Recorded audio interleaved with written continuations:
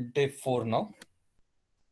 And in the last 3 days, you must be remembering that we have acquainted ourselves with the what we can say the framework of statistics, and by far what is the composition or what all baskets are there.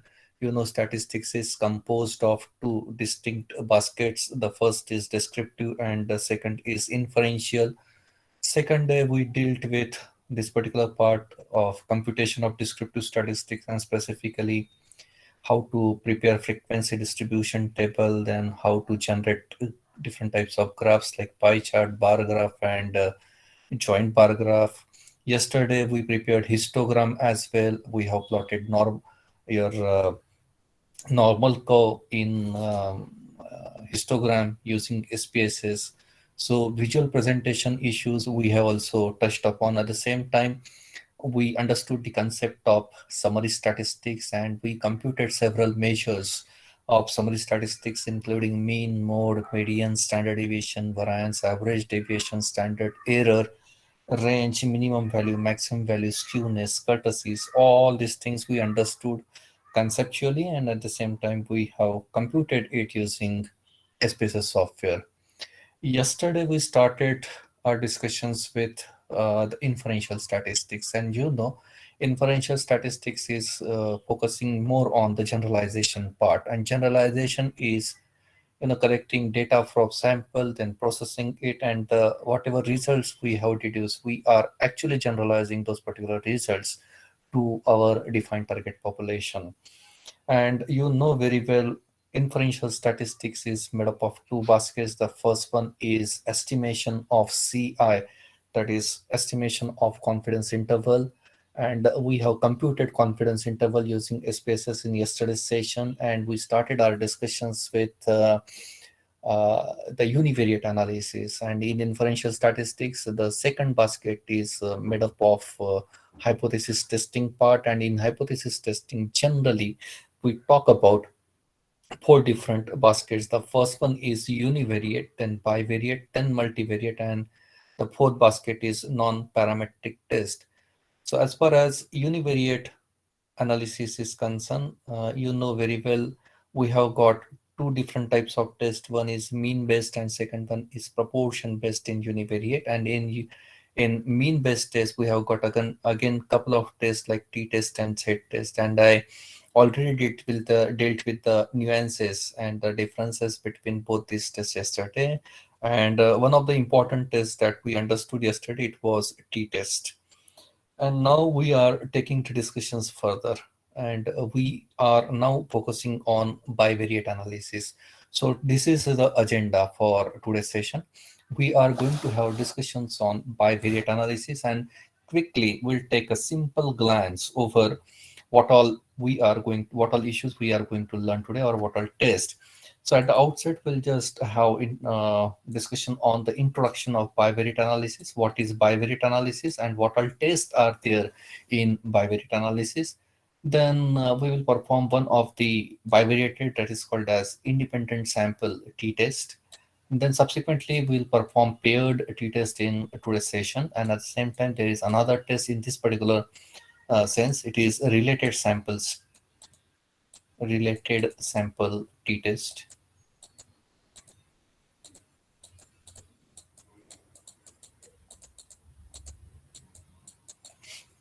Related sample t-test, we will again perform this test in today's session, and eventually we will have discussion on one-way ANOVA, the theoretical things we'll understood, and at the same time we will perform one-way ANOVA using SPSS today.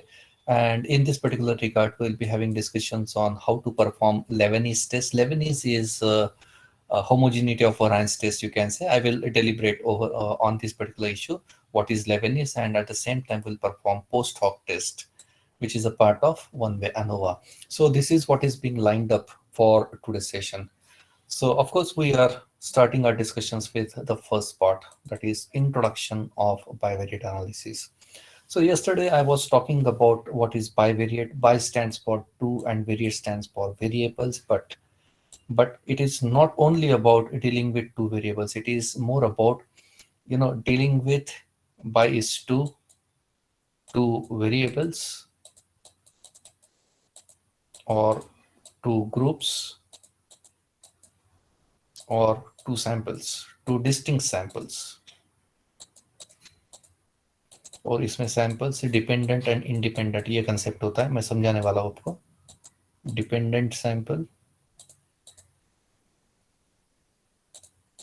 And independent sample.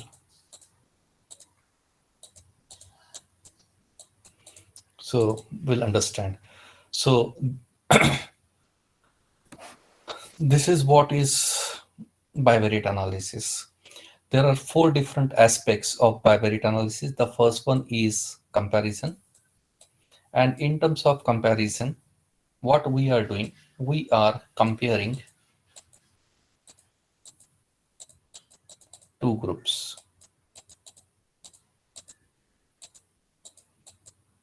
You have got group 1 and group 2. And what is group 1, group 2? Just for the sake of example, if it is male and if it is female. Okay, so if you are making some male female comparison on some specific variable, like if I wish to compare the IQ level of male and female, so I will have to take samples of male group. If suppose 200 samples I have taken from male group and 200 samples I have taken from female group, and I just wish to compare the whether there is any significant difference between the IQ level of male and female students. In this particular case, what I am doing bivariate analysis. Why it is called as bivariate analysis? Because there are two groups. There are two groups and there is one variable that is called as V1. If situation is like this, then we generally undertake bivariate analysis. That is the first composition you can say. If you wish to compare two groups, then we perform bivariate analysis. Then second, if we wish to compare two variables. Now over here variable was 1 and there were two groups, and now what is happening? There are two variables and group is 1. There is one group and there are two variables, x and y. And if you wish to examine the relationship between these two, x and y, whether x and y are correlated, like we all, the participants in our this ongoing research workshop, this is our group 1. And I wish to check the relationship between these two variables, x and y. I will define it subsequently. Then prediction, what we do over here, this is called as correlation analysis. We'll comprehensively discuss this. Then in terms of prediction, so bivariate analysis also focusing on prediction part. That is what is called as a regression analysis. And again, what we are doing over here, there are two groups. There are two groups. Sorry, there are two variables. There are two variables, x and y. And in this particular sense, we are considering x as independent variable and y as dependent variable. If you have got such kind of configuration, then, and if you are using one variable to predict the changes in second variable, and if you are doing this, then actually you are performing bivariate analysis, and this is called as a regression. And the fourth one is association, which is called as the test of nominal variables, you can say. तो ये जो part है correlation, regression, और इसको तो हम chi square कहते हैं. तो ये जो तीन है, ये तीन हम लोग कल के सेशन में करने वाले. इवेंट में हमारा कल का लास्ट सेशन है इस पर्टिकुलर वर्कशॉप का.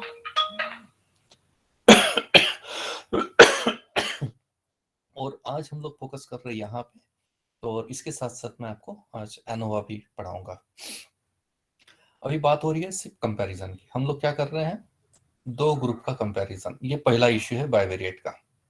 इसमें कौन सी टेस्ट अवेलेबल है, जैसे मैंने कल आपको समझाया. एक टेस्ट होती है मीन बेस्ड टेस्ट और दूसरी होती है परसेंटेज बेस्ड. यानी आपके पास जो वेरिएबल्स है उसका डेटा मीन में आ रहा है. If you are able to compute mean, then we can perform all these tests. And if we are having percentages with us, then we can perform these tests.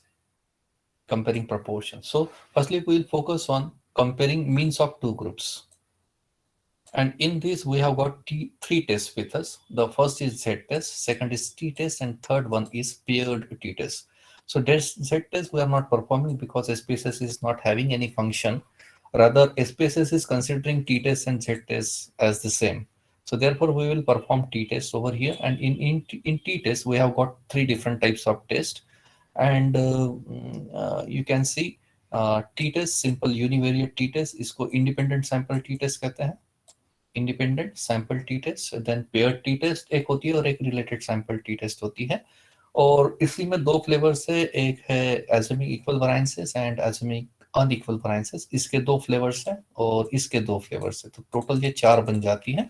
तो ये चारों अभी मैं परफॉर्म करके दिखा रहा हूँ आपको. उसके साथ साथ एक प्रपोर्शन की टेस्ट होती है, जो मुझे तो एसपीएसएस में इसका फंक्शन नहीं दिखा, पर हाँ ये टेस्ट एक्सेल में हो जाती है. चलिए आगे बढ़ते हैं.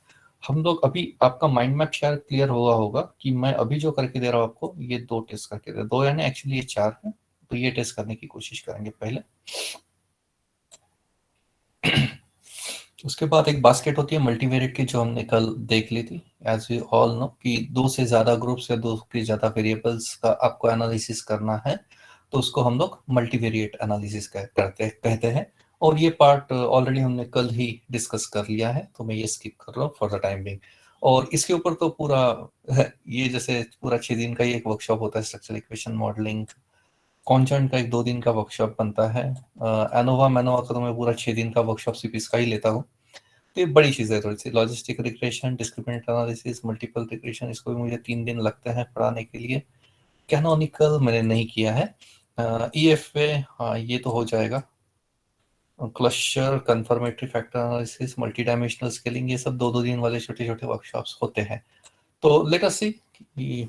पर अभी जो हमारा इस पर्टिकुलर मॉड्यूल की डिस्कशंस है वो बाइवेरिएट को लेके सीमित है. तो सीधा जाते हैं independent sample T test for comparing two groups. Requirement check कर लेते कि ये टेस्ट करेंगे कब. जब आपके पास, if you wish to compare means of two groups, आपके पास दो ग्रुप्स है, ग्रुप 1 ग्रुप 2, और उसके मीन आपको कंपेयर करते हैं. Just for the sake of example, जैसे मैं आपको समझा रहा था कि I have male as one group and female as second group. I'm considering male as group 1 and female as group 2. And I have got only one variable with me. And that variable is, if suppose EQ level, emotional intelligence. I am trying to compare emotional intelligence of male and female with a specific target population in mind. If suppose मैं school level के students का EQ check करने की कोशिश कर रहा हूँ, तो यहाँ पे मैंने कुछ सैंपल्स ले लिए 1 2 3 4 अप टू, इफ सपोज 200 का सैंपल है मेल का, और वैसे ही 200 सैंपल है मेरा फीमेल का. मैंने EQ की जो आपकी स्टैंडर्डाइज स्केल आती है वो एडमिनिस्टर करके मैंने इनके स्कोर्स का कंप्यूटेशन कर लिया है. और जो भी EQ के स्कोर्स आएंगे वो मैंने यहाँ लिखे हैं मेल के, और फीमेल के EQ के लेवल्स या स्कोर्स आपके मैंने यहाँ पे लिखे हैं. तो now I have got EQ score of 200 for male and 200 for female. इसका मैं मीन निकाल लूंगा ये डेटा सीरीज का. इसका मीन आएगा x⁻1, और फिर मैं इसका मीन निकाल लूंगा क्योंकि ये न्यूमेरिक डेटा है. इसको मैं कह रहा हूँ x⁻2. And what actually I am doing in independent samples T test, I am comparing mean of group 1 with mean of group 2. Whether there is any significant difference between these two means, कि हम ये conclude कर सके कि mail का EQ ज्यादा है या फिर फीमेल का EQ ज्यादा है. ये हमको फाइनल कंक्लूजन करने के लिए आपके पास दो मीन होने चाहिए. And we are just actually comparing the means of two groups. And if you are doing this, then actually you are performing independent sample t-test. Independent samples t-test for mean, for comparing two group means. इतना बड़ा नाम है इसका, for comparing two group means.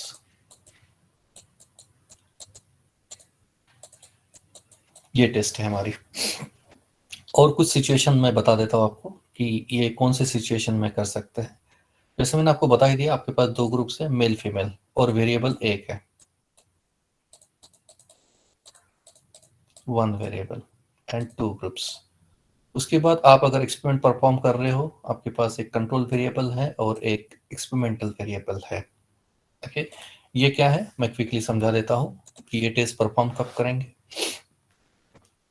If suppose एक एक brand है x और ये एक ब्रेन टॉनिक है और ये क्लेम कर रहे हैं कि ये आप 3 महीने तक अगर कंज्यूम करोगे तो आपकी मेमोरी जो है वो बढ़ जाएगी। मेमोरी बूस्टर टॉनिक है ये, और ये क्लेम कर रहे हैं कि आपकी मेमोरी शार्प हो जाएगी और आपको एग्जाम में अच्छे मार्क्स आएंगे। ओके, अभी मैं क्या कर रहा हूँ, मेरे पास एक सैंपल साइज है 500 का, n इज इक्वल टू 500। ये 500 के सैंपल्स के मैं 2 ग्रुप्स बना रहा हूँ। ग्रुप 1 है मेरा, जो ये 500 में से 250 का है, और मेरे पास ग्रुप 2 है, बचे हुए 250 यहाँ पे है। अभी मैं क्या कर रहा हूँ, मुझे ये चेक करना है कि क्या सही में ऐसा है कि ये ब्रेन टॉनिक एक्स जो है इससे मेमोरी बूस्टअप होती है और एग्जाम में अच्छे मार्क्स आते हैं, ये मुझे चेक करना है। तो मेरा वेरिएबल है मेमोरी, या फिर आपके एकेडमिक परफॉर्मेंस हम लोग बोल सकते हैं, जो ये क्लेम कर रहे हैं कि एकेडमिक परफॉर्मेंस अच्छा बढ़ेगा। तो एकेडमिक परफॉर्मेंस ये मेरा वेरिएबल है।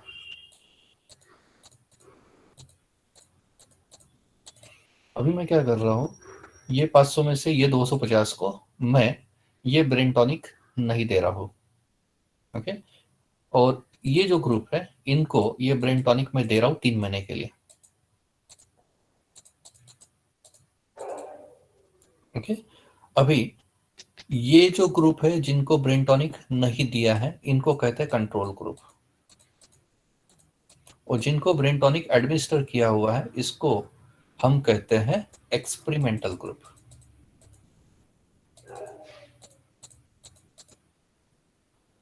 अभी 3 महीने के बाद हम इनकी एग्जाम लेंगे, सेम पेपर इन ये ग्रुप को भी देंगे और सेम पेपर ये ग्रुप को भी, और इनके मार्क्स 1 2 3 अप टू 250 का सैंपल है।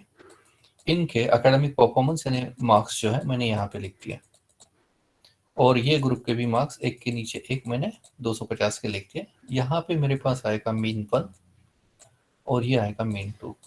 अगर आपके पास इस तरीके से सिचुएशन है तो आप फिर इंडिपेंडेंट सैंपल टी टेस्ट कर सकते हो। उसके बाद आपको अगर रूरल और अर्बन, इफ सपोज मुझे एक वेरिएबल है हैप्पीनेस,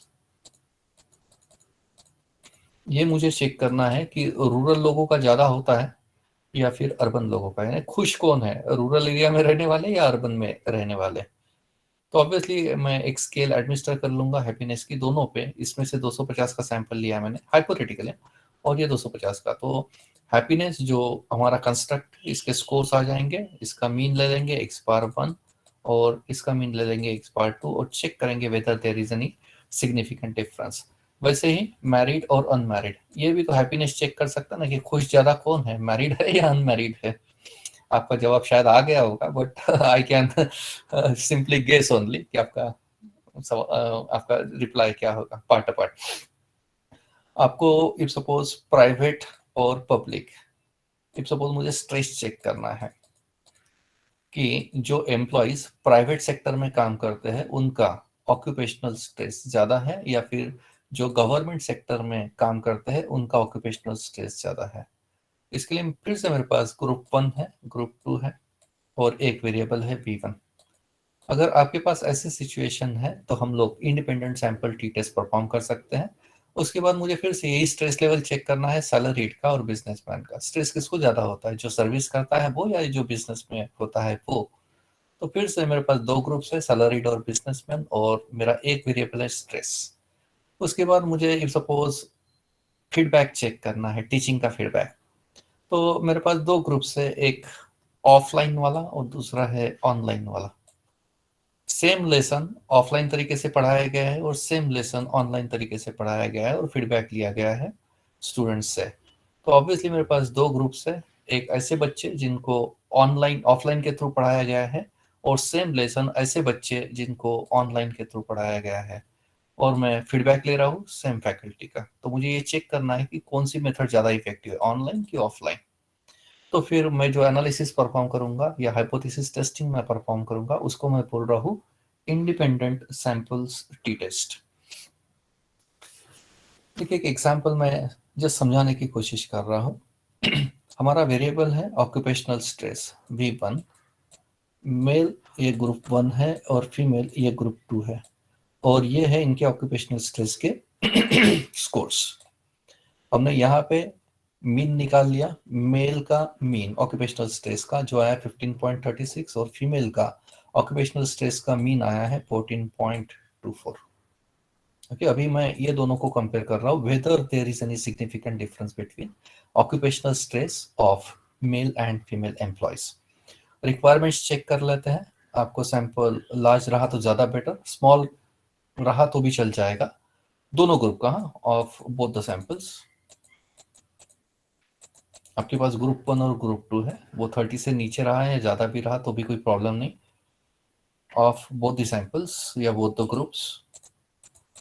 उसके बाद आपको डेटा कौन सा लगेगा, एक नॉमिनल वेरिएबल जैसे जेंडर, मेल फीमेल बोल रहा हूँ मैं, ये दो ग्रुप हो गए हमारे, पर ये मेल फीमेल क्या है, ये जेंडर है, और जेंडर क्या है तो नॉमिनल, यानी क्या मुझे एक नॉमिनल वेरिएबल लगेगा। उसके साथ साथ मुझे एक वेट्रिक वेरिएबल लगेगा जिसको मैं बोल रहा हूँ स्ट्रेस। ओके, ये दो ग्रुप्स हो गए, दो ग्रुप्स और सिंगल वेरिएबल मेट्रिक वेरिएबल पर वो जो न्यूमेरिक सेंस में होना चाहिए और जिसके मीन निकालते आना चाहिए। बाद में दोनों की दोनों डेटा सीरीज ग्रुप 1 और ग्रुप 2 ये नॉर्मली डिस्ट्रीब्यूटेड आनी चाहिए, जिसके लिए आपको टेस्ट ऑफ नॉर्मलिटी परफॉर्म करनी है, कॉल्मोगरो या फिर शेपिरोबिल, जो भी आपको अप्रोप्रिएट लगती है सैंपल साइज को ध्यान में रखते हुए। अगर आपका दोनों में से किसी एक ग्रुप का भी डेटा नॉर्मली डिस्ट्रीब्यूटेड नहीं आता है तो हम मैन विटनी यू टेस्ट, ये नॉन पैरामेट्रिक टेस्ट परफॉर्म करते हैं। मैन विटनी यू टेस्ट ये नॉन पैरामेट्रिक ऑप्शन है टी टेस्ट का, इंडिपेंडेंट सैंपल टी टेस्ट का। उसके बाद unequal sample sizes of both the groups, आपके पास ग्रुप 1 ग्रुप 2 है, ये स्ट्रिक्ट कंडीशन नहीं है, पर रहा तो अच्छा, जैसे मैं अभी समझा रहा था आपको कि ये 200 का सैंपल लिया, ये 200 का लिया, ऐसा रहा तो चल जाता है, कोई प्रॉब्लम नहीं है। पर अगर ये अनइवन है, जैसे ये 190 है और ये 200 है, तो रिजल्ट्स और बेटर आते हैं, पर हार्ड एंड फास्ट कंडीशन नहीं है ये। उसके बाद सैंपल साइज, ये भी स्ट्रिक्ट कंडीशन नहीं है, 5% पॉपुलेशन साइज, जैसे आपका मेल आपको चेक करना होगा टारगेट पॉपुलेशन में संख्या कितनी, जिसको हम कैपिटल N1 कहते हैं। फीमेल आपका ये संख्या देखनी होगी टारगेट पॉपुलेशन की, जिसको हम N2 कहते हैं, और इसका 5%, ये साइज का 5% आप ले सकते हैं सैंपल साइज ये टेस्ट को परफॉर्म करने के लिए। फिर से ये हार्ड एंड फास्ट कंडीशन नहीं है। नल और अल्टरनेट हाइपोथेसिस चेक कर लेते हैं। तो ये स्टैंडर्ड फॉर्मेट है इस हाइपोथेसिस टेस्टिंग का। There is no significant difference between mean of group 1 and mean of group 2। यानी क्या, अभी जो मैं एक एग्जांपल ले रहा था, मेल फीमेल ऑक्यूपेशनल स्ट्रेस, और यहाँ मेरे पास मेल के स्कोर्स है ऑक्यूपेशनल स्ट्रेस के, यहाँ फीमेल के हैं, और यहाँ आ रहा है मीन 1, यहाँ आ रहा है मीन 2। तो मैं क्या बोल रहा हूँ नल में, जिसको H0 से डिनोट करते हैं, there is no significant difference in the means of both the groups।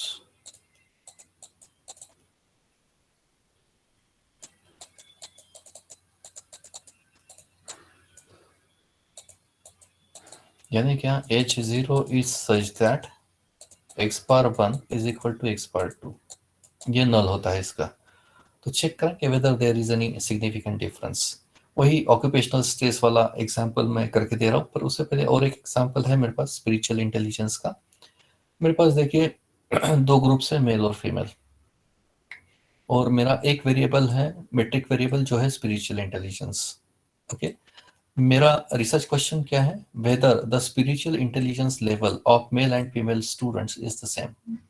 Mail और फीमेल के स्पिरिचुअल इंटेलिजेंस में सिग्निफिकेंट डिफरेंस होता है क्या, ये मुझे चेक करना है। तो मैंने, आप देख सकते हैं यहाँ पे डेटा कलेक्ट कर लिया है, male male male male female female likewise, और यहाँ पे इनके स्पिरिचुअल इंटेलिजेंस के स्कोर्स। तो हमने ये डेटा SPSS में लेके गए, इसको कोडिंग कर दिया है। ये इसको जेंडर नॉमिनल है इसलिए, जिसको हमने 1 और 2 का कोडिंग किया है, 1 इज मेल, 2 इज फीमेल। और उसके बाद फिर हम टेस्ट परफॉर्म करेंगे। उसके लिए फंक्शंस है एनालाइज, कंपेयर मीन्स, जो हमने कल एक्चुअली शुरू कर दिया था। इसमें हमने कल 1 सैंपल की टेस्ट किया था। आज मैं इमीडिएटली नेक्स्ट नीचे की टेस्ट कर रहा हूँ, फिर ये करेंगे और फिर ये करेंगे। और आज हमको यही करना है, ये पूरा का पूरा टैब ही एक्सप्लोर करना है। तो अभी हम लोग इंडिपेंडेंट सैंपल्स टी टेस्ट में जाएंगे। ये विंडो आएगी, आप वेरिएबल्स ट्रांसफर कर दोगे, आप यहाँ पे ग्रुप्स को डिफाइन कर लोगे। मैं प्रैक्टिकल करके दिखा रहा हूँ आपको। और कुछ नहीं, आप ओके प्रेस कर देंगे, आउटपुट आएगा और फिर इंटरप्रिटेशन निकालेंगे। तो थोड़ा समझने की कोशिश करते हैं। आउटपुट में जनरेट करके दिखा देता हूँ और फिर जाएंगे हम लोग इंटरप्रिटेशन में। Let me check where is my file, t test spiritual intelligence.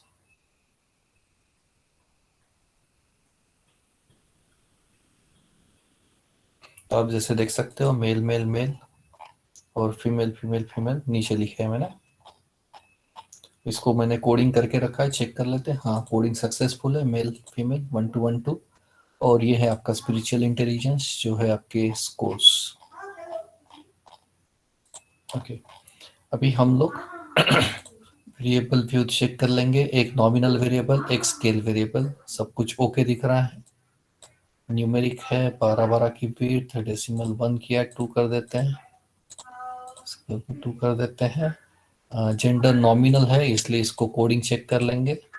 Mail के लिए 1, फीमेल के लिए 2, ये भी सही है।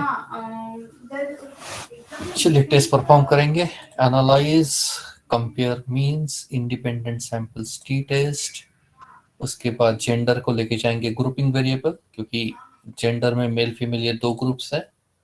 जैसे मैंने यहाँ ट्रांसफर कर लिया, ये बोल रहा है डिफाइन ग्रुप्स, तो डिफाइन कर लेते हैं। ग्रुप 1 में 1 लिखेंगे और ग्रुप 2 में 2 लिखेंगे। हमने जो कोडिंग किया था मेल फीमेल को, ओके करेंगे। उसके बाद स्पिरिचुअल इंटेलिजेंस जो टेस्ट वेरिएबल है, इसको ट्रांसफर कर लिया मैंने। ऑप्शंस देख लेते हैं, परसेंट ही रहने देते हैं इसको, और ओके प्रेस करेंगे। आप देख रहे हैं आउटपुट जनरेट हो चुका है। इसमें आप देखेंगे स्पिरिचुअल इंटेलिजेंस, ये वेरिएबल है, 2 ग्रुप्स है, मेल फीमेल। सैंपल साइज कितने का है, तो 38 और 38 दोनों ग्रुप। मीन दोनों के 58 और 61 लगभग दिख रहा है। फर्क तो दिख रहा है 3 का। चेक करते हैं ये डिफरेंस सिग्निफिकेंट है क्या, रिस्पेक्टिव स्टैंडर्ड डेविएशन, जिसका रिपोर्टिंग आपको करना है, और एसी, इसका भी रिपोर्टिंग बहुत बार करता है। और ये जो आउटपुट है, ये है हाइपोथेसिस टेस्टिंग का आउटपुट। तो ये मैं पहले आपको स्क्रीन में दिखा देता हूँ और फिर वापस यहाँ पे आएंगे। इसमें भी इंटरप्रिटेशन थोड़ा सा डिफरेंट है। देखिए, सबसे पहले हमको ये आउटपुट जनरेट करने के बाद होमोजेनिटी ऑफ वैरिएंस की टेस्ट होती है, लेवेनी की। ये समझा देता हूं मैं। इसको कहते हैं test of homogeneity of variance.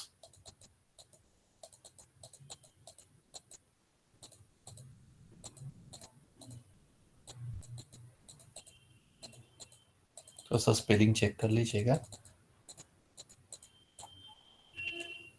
इसका मतलब क्या है, अभी देखिए, जब हम हाइपोथेसिस टेस्ट परफॉर्म करते हैं तो कुछ एजम्पशंस को फुलफिल करना आवश्यक होता है।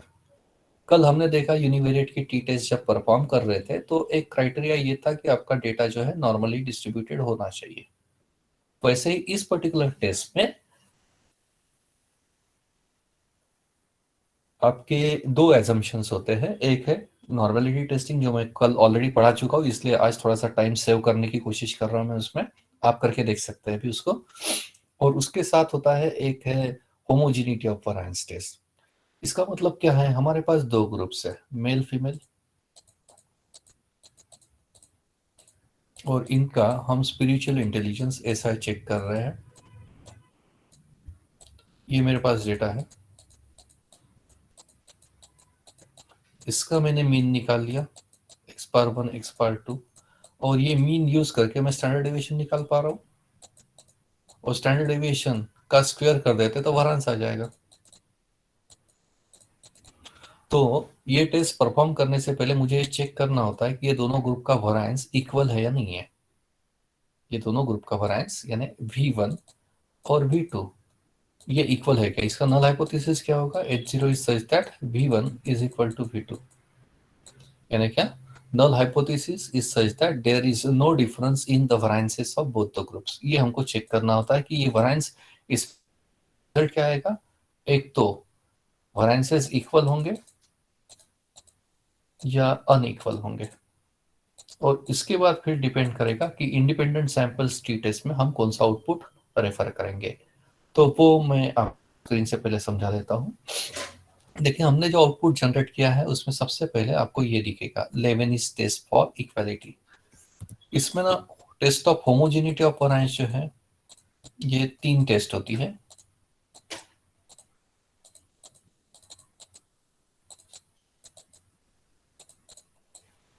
इसमें एक टेस्ट होती है जिसको कहते हैं F test, F stands for Fisher. दूसरी टेस्ट होती है लेवेनी की, और तीसरी टेस्ट होती है ब्राउन फॉर्सिट की।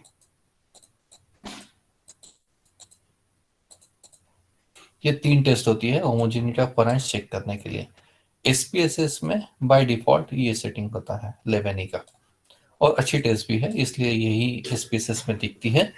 तो इसका ही आउटपुट आता है इसलिए मैं ये पढ़ा रहा हूँ। अदरवाइज बाकी सॉफ्टवेयर में आप एफ टेस्ट ब्राउन फॉर्सिट भी कर सकते हो, पर वो करने की जरूरत मुझे नहीं लगती है, लेवेनी से काम हो जाता है जो स्पेसेस से हम लोगों को आउटपुट मिलता है। आप देखेंगे अभी यहाँ पे हम लोगों को ये टेस्ट ऑफ लेवेनी टेस्ट दिख रहा है, इक्वालिटी या होमोजेनिटी ऑफ वरायंस टेस्ट। इसमें आप इसकी पी वैल्यू चेक करेंगे जो आ रही है 0.032 विच is less than 0.05, means null is rejected। null इसका इंटरप्रिटेशन आ रहा है null is rejected, पर null रिजेक्ट हुआ है यानी क्या, हम लोग null में क्या बोल रहे हैं, null में बोल रहे हैं हम लोग variances of both the groups are equal। Okay, variances of both the groups are equal, और ये रिजेक्ट हुआ है। हम बोल रहे हैं V1 is equal to V2, variance of group 1 is equal to variance of group 2, और ये रिजेक्ट हुआ है। इसका मतलब क्या है, V1 is not is equal to V2, variance of both the groups is not equal। ये हमारा फाइनल इंटरप्रिटेशन है। तो आप जब ये इंडिपेंडेंट सैंपल टी टेस्ट का आउटपुट देखेंगे तो इसमें 2 ऑप्शंस होते हैं। वरायंसेस तुम्हारे इक्वल है, इक्वल वरायंसेस है, कि इक्वल वरायंसेस नहीं है, इक्वल वरायंसेस नॉट एज्यूम। तो हमारे वरायंसेस इक्वल नहीं आए, कहाँ से पता चला, यहाँ से। इसलिए हम इस रो में इंडिपेंडेंट सैंपल टी टेस्ट जो है उसका पी वैल्यू यहाँ पे चेक करेंगे, ये वाली, और इसका इंटरप्रिटेशन निकालेंगे जो आ रही है 0.12 and it is greater than 0.05, means null is accepted. और नल एक्सेप्ट हुआ है किसका, टी टेस्ट का, और उसमें क्या बोला है हमने, spiritual intelligence of male is equal to spiritual intelligence of female. दोनों के इंटेलिजेंस, स्पिरिचुअल इंटेलिजेंस पे फर्क नहीं होता है, ये हमने H0 में बोला था, और ये एक्सेप्ट हो गया है। Means we can't find any significant difference in the spiritual intelligence of male and female group. This is the final interpretation. एक बार आउटपुट दिखा देता हूँ, ये तो स्क्रीनशॉट्स है। एक बार आउटपुट यहाँ पे देख लेते हैं। ये देखिए शुरू में यहाँ पे लेवेनिस टेस्ट दिख रही है आपको, यहाँ पे है P value which is less than 0.05, therefore null is accepted। और null में क्या बोला है, H0 is such that V1 is equal to V2, और ये accept हुआ है, और इसी को हम कहते हैं homogeneity of variance।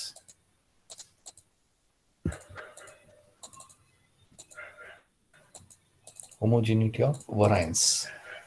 और अगर ये अनइक्वल रहे, if V1 is not is equal to V2, then इसको हम कहते हैं heterogeneity of variance। तो आप देखेंगे यहाँ पे वरायंसेस दोनों ग्रुप के इक्वल है, ऐसा बोल रहे शायद, V1 is equal to variances of both the groups are equal, variances equal variances assume, ये वाला। तो p वैल्यू कौन सी चेक करेंगे, ये वैल्यू, और ये सेम ही आ रहा है, it is greater than 0.05, null is again accepted. और में क्या बोला है, SI male is equal to SI female. Spiritual intelligence of male and female students is equal. So this is your final interpretation, you can say. और एक example लेके देखते हैं। लेट मी चेक है कि मेरे पास फाइल ऑक्यूपेशनल स्ट्रेस देख लेते हैं। ओके, चेक कर लेते हैं डेटा। ये डेटा है हमारा। तो हमारा आरक्यू क्या है, research question, whether there is significant difference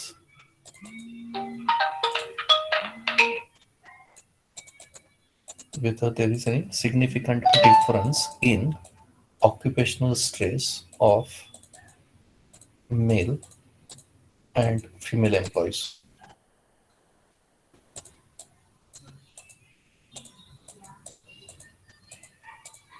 ये हमारा आरक्यू है। नल हाइपोथेसिस क्या है हमारा, there is no significant difference in the occupational stress of male and female।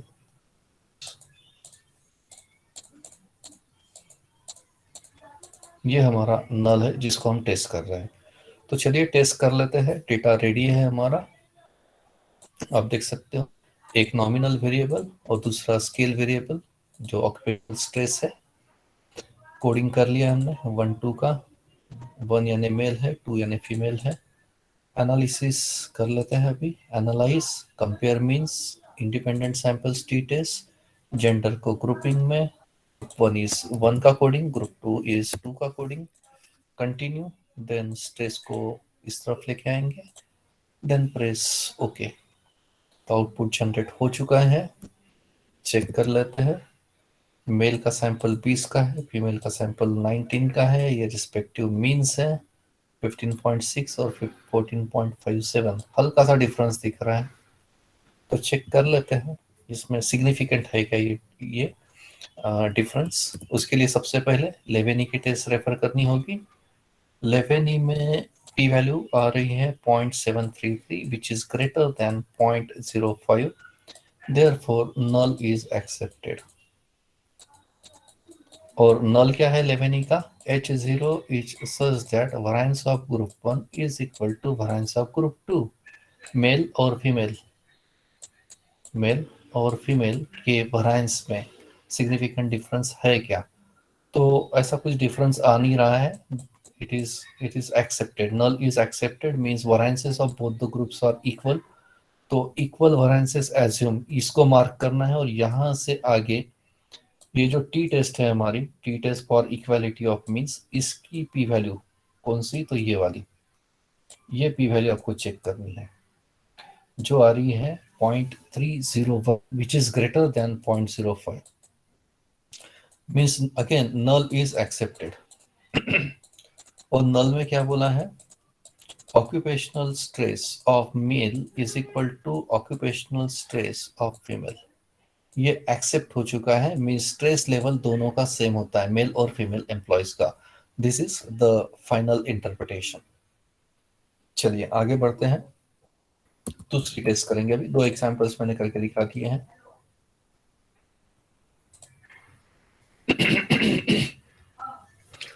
उसके बाद दूसरी टेस्ट हम लोग कर रहे हैं, टी टेस्ट ही है ये, जिसको कहते हैं रिलेटेड सैंपल टी टेस्ट, या फिर इसको डिपेंडेंट सैंपल टी टेस्ट कहते हैं, तो पेयर टी टेस्ट कहते हैं। अभी फर्क क्या है वो समझा देता हूँ। दोनों जो टेस्ट हमने की थी, इस तरफ थी हमारी इंडिपेंडेंट सैंपल टी टेस्ट,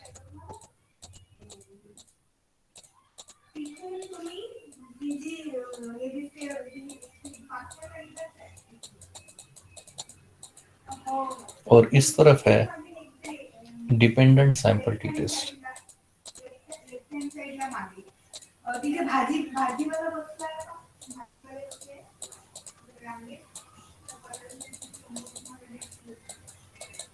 फर्क क्या है समझने की कोशिश करते हैं।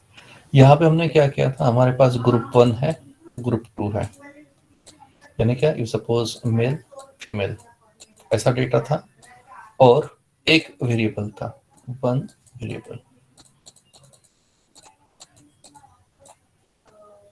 ओके, और इसके हमारे पास कुछ मेट्रिक डेटा थे, और हमारे पास ये जो डेटा आया था ये x बार 1 और x बार 2, और हमने फिर चेक किया whether there is any significant difference.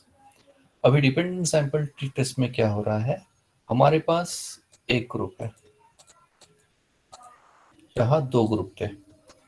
Okay, और यहाँ पे इंपॉर्टेंटली दो टाइम पॉइंट्स होते हैं,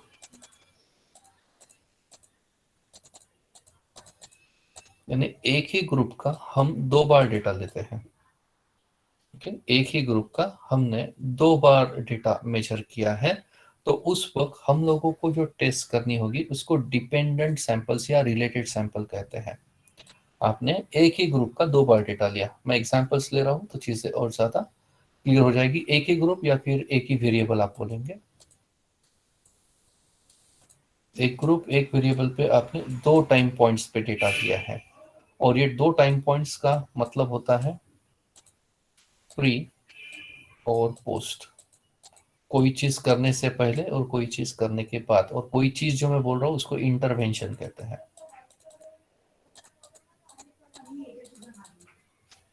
अभी एक एग्जांपल लेके समझा रहा हूँ मैं आपको। सपोज हम लोगों को एडवर्टाइजिंग का इफेक्टिवनेस निकालना है। Okay, effectiveness of advertising programme.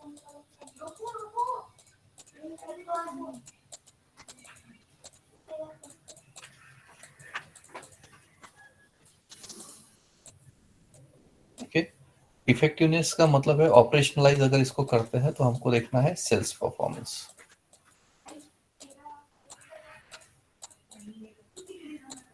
मैं ये चेक करने की कोशिश कर रहा हूँ कि कंपनी जो एडवर्टाइजमेंट करती है उनसे उनका बिजनेस ज्यादा होता है क्या, सेल्स बढ़ते हैं क्या।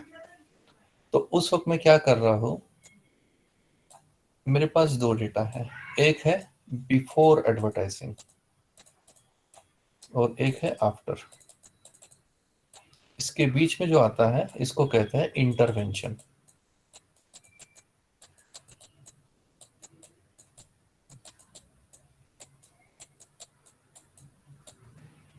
इसको कहते हैं इंटरवेंशन, यानी एडवर्टाइजमेंट हमने 3 महीने के लिए या 1 महीने के लिए की, 1 मंथ एडवर्टाइजमेंट किया, और इस महीने के एडवर्टाइजमेंट करने से पहले मेरे पास 12 महीने का डेटा है,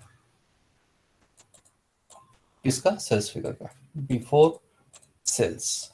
और फिर ये 1 महीना मैंने एडवर्टाइजमेंट किया और उसके बाद मेरे पास डेटा है 12 महीने का। तो मैं ये चेक कर रहा हूँ कि बिफोर एडवर्टाइजमेंट सेल्स कितने थे हर महीने के, ये नोट कर लिया मैंने, और यहाँ पे आ गया इसका मीन 1। और एडवर्टाइजमेंट करने के बाद मेरे पास फिर से सेल्स आ गए ये 12 महीने के, और इसका मीन मैं ले रहा हूँ एक्स बार 2। इससे मुझे पता चल जाएगा कि ये मीन और ये मीन में डिफरेंस है क्या। ये मीन अगर बड़ा है, ये वाला मीन बड़ा है इससे, और वो उसके स्टैटिस्टिकल एविडेंसेस है, तो हम कहेंगे स्टैटिस्टिकल आपका एडवर्टाइजिंग प्रोग्राम जो है वो इफेक्टिव है या फिर नहीं है।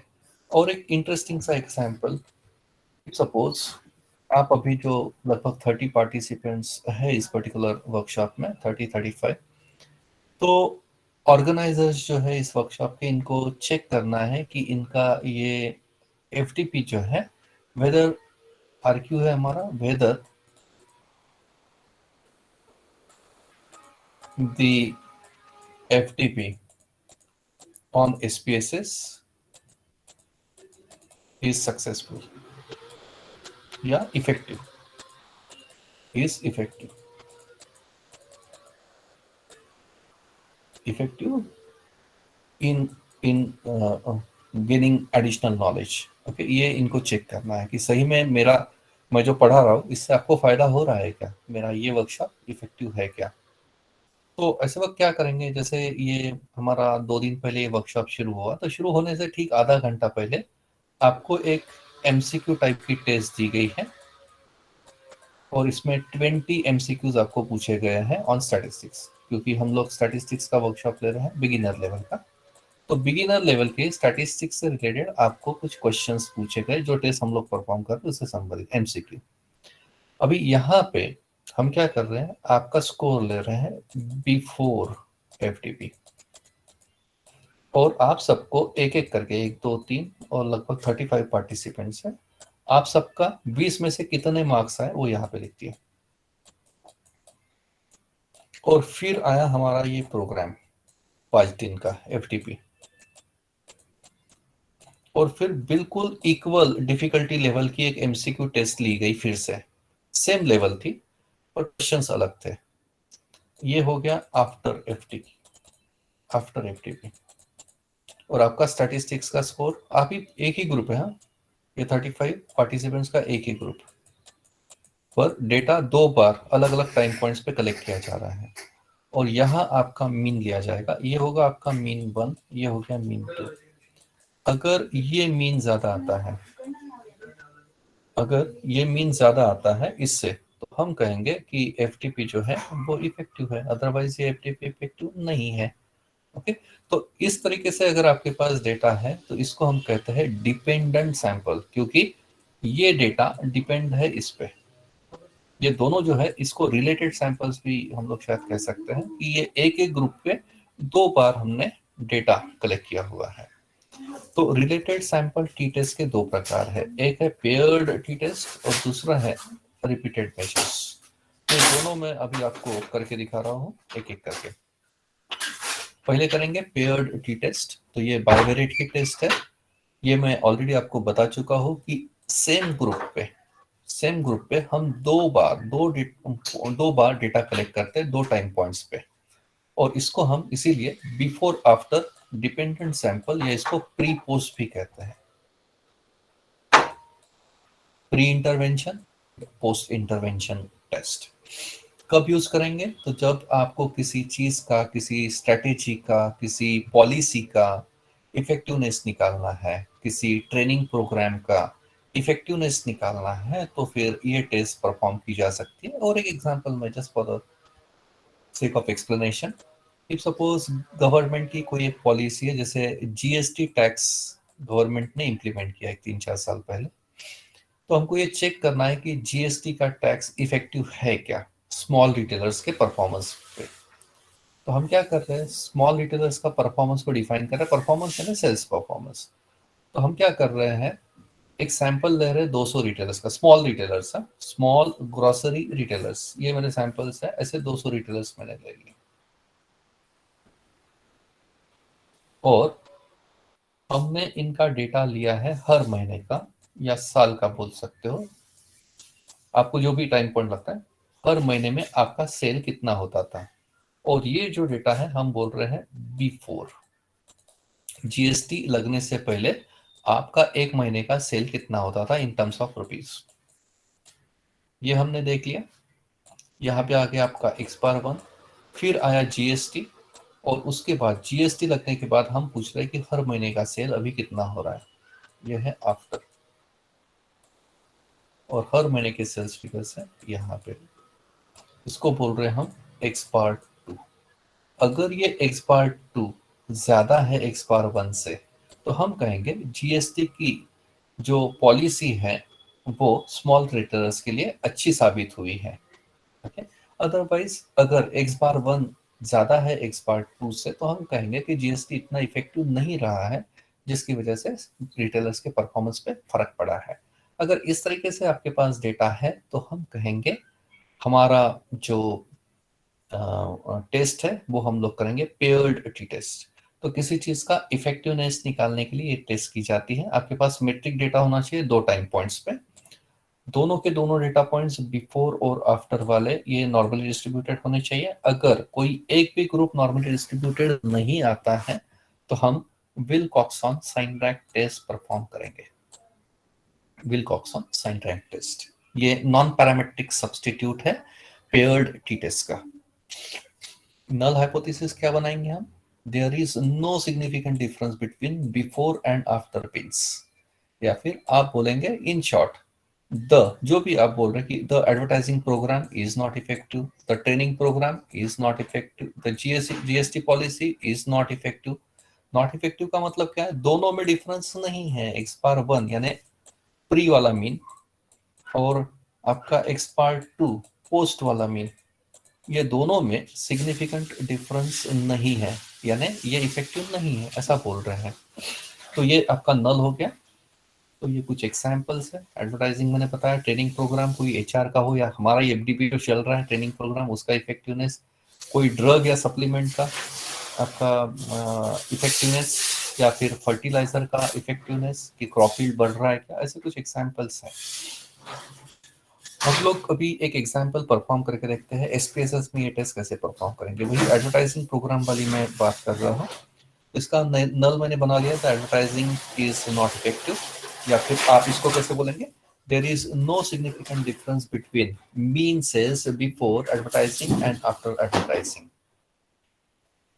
बाद ये डेटा है मेरे पास बिफोर एडवर्टाइजिंग का, ये सेल्स फिगर्स है इन टर्म्स ऑफ आपके थाउजेंड्स बोलिए, और ये है आफ्टर एडवर्टाइजिंग 1000 या आपको लैक जो भी कंसिडर करना है, बिफोर एंड आफ्टर ऐसा डेटा है मेरे पास।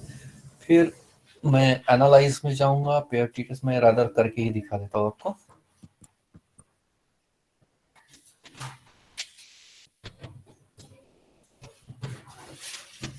Pair T test variable change नहीं किया है शायद। ओके,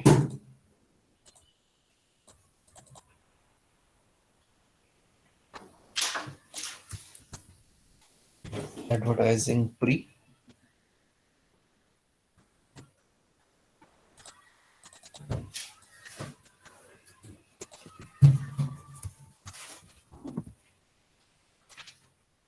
और एडवर्टाइजिंग पोस्ट, ये डेटा है मेरे पास। ओके, यहाँ पे जाएंगे एनालाइज, फिर compare means and then paired samples की टेस्ट। इसके लिए आपके पास ये पेयर्ड डेटा है, इसलिए दोनों को एक साथ सिलेक्ट करेंगे और यहाँ ट्रांसफर करेंगे, और बाकी कुछ नहीं करना है, बस ओके प्रेस करना है आपको। तो ये डेटा, ये आउटपुट जनरेट हो जाएगा आपका। आप देख सकते हो ये advertising pre, advertising post, mean दोनों का आया है। आंखों से तो दिख रहा है ये 43.5 से सीधा 60 पे गया है, यानी सेल बढ़ रहे हैं, ऐसा आंखों से तो दिख रहा है। चेक करते ये डिफरेंस सिग्निफिकेंट है क्या। ये सैंपल साइजेस है 20-20 का, क्योंकि पेयर्ड है ये सैंपल साइज तो इक्वल ही रहेगा। फिर स्टैंडर्ड डेविएशन है और मीन है, ऐसी है। उसके बाद है ये वाला आउटपुट पेयर टी टेस्ट का, इसमें हमको चेक करना है पी वैल्यू। ये आ रहा है 0.000, means it is less than 0.05, means null is rejected. Null reject हो चुका है, इसका मतलब है, हमने नल में क्या बोला था? There is no difference in before and after advertising. There is no difference in sales before and after advertising. Okay, ये हमारा नल था और ये रिजेक्ट हो चुका है, means there is significant difference. तो सिग्निफिकेंट डिफरेंस यानी ये दिख ही रहा है, 17 का डिफरेंस दिख रहा है, यानी क्या इवेंचुअल इंटरप्रिटेशन क्या है? The advertising programme is effective in increasing sales, this is the final interpretation. तो this is how we perform paired t test. और एक होगी शायद मेरे पास, देखता हूँ मैं file, pair t test typing speed देखते हैं। देखिए एक कंपनी है, उसमें कुछ क्लर्क्स, 9 क्लर्क्स है, और उनकी टाइपिंग स्पीड की बात हो रही है कि एक उनको 7 दिन का ट्रेनिंग प्रोग्राम दिया गया है ये क्लर्क की टाइपिंग स्पीड को बढ़ाने के लिए। और बिफोर ट्रेनिंग ये डेटा है उनका टाइपिंग स्पीड, यानी 1 मिनट में कितने वर्ड्स वो टाइप कर पा रहे हैं, और ये है आफ्टर। तो चेक करते ये एडवर्टाइजिंग प्रोग्राम इफेक्टिव है क्या। Compare means paired sample T test, pair को सिलेक्ट करेंगे, देन प्रेस ओके। चेक करते हैं, सिर्फ पी वैल्यू ही चेक करना है। ये पी वैल्यू है which is greater than 0.05 means null is accepted. Null accept हुआ है means training program is not effective. यानी क्लर्क को जो ट्रेनिंग दी गई है वो ट्रेनिंग इतनी इफेक्टिव नहीं रही है, उनकी वजह से उनकी स्पीड तो कोई बढ़ी नहीं है। आप देखेंगे यहाँ पे टाइपिंग स्पीड बिफोर ट्रेनिंग कितनी थी, तो 63 वर्ड्स टाइप कर पा रहे थे 1 मिनट में, और ट्रेनिंग प्रोग्राम कंप्लीट होने के बाद ये 5 वर्ड्स बढ़ तो गए हैं, और ये डिफरेंस इतना सिग्निफिकेंट नहीं है कि हम लोग ये कह सकेंगे कि ट्रेनिंग प्रोग्राम इफेक्टिव है। और ये होता है शायद सैंपल की वजह से, सैंपल साइज बहुत कम है, 9 सैंपल्स का ये डेटा है। चलिए आगे बढ़ते हैं, अभी बात करेंगे हम रिलेटेड सैंपल्स की।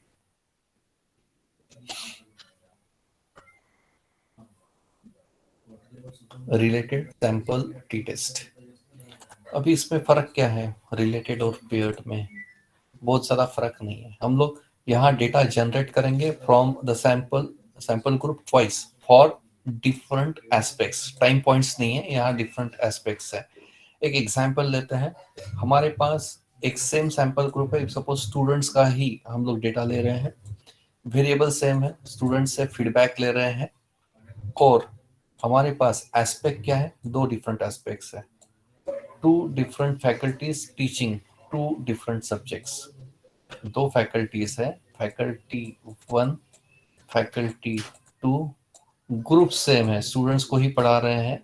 फैकल्टी 1 पढ़ा रही है मैथ्स और फैकल्टी 2 पढ़ा रही है साइंस। ऐसा कुछ है हमारे पास डेटा, और इनका फीडबैक लिया गया है। तो हमको ये चेक करना है कि इसमें सिग्निफिकेंट डिफरेंस है क्या फीडबैक में, सब्जेक्ट वाइज और फैकल्टी वाइज। तो उस वक्त हम रिलेटेड सैंपल्स टी टेस्ट करते हैं। ये पेयर सैंपल्स का ही एक फ्लेवर बोल सकते हैं हम लोग।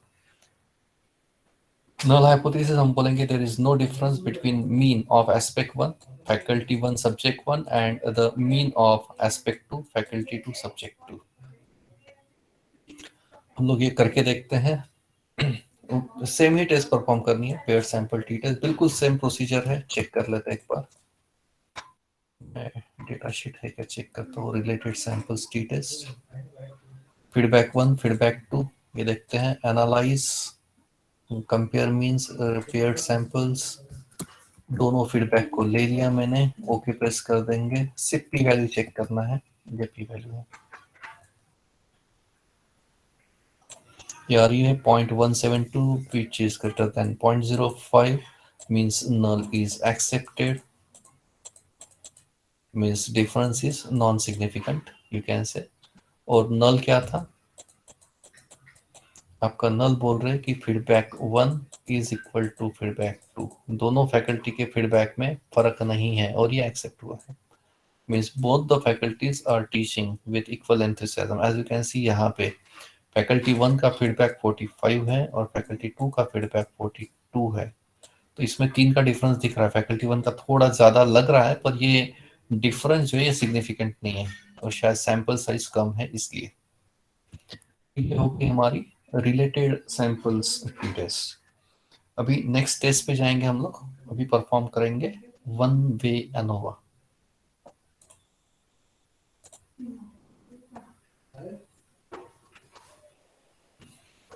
जस्ट अ मोमेंट में थोड़ा सा पानी सिप कर रहा हूं मैं।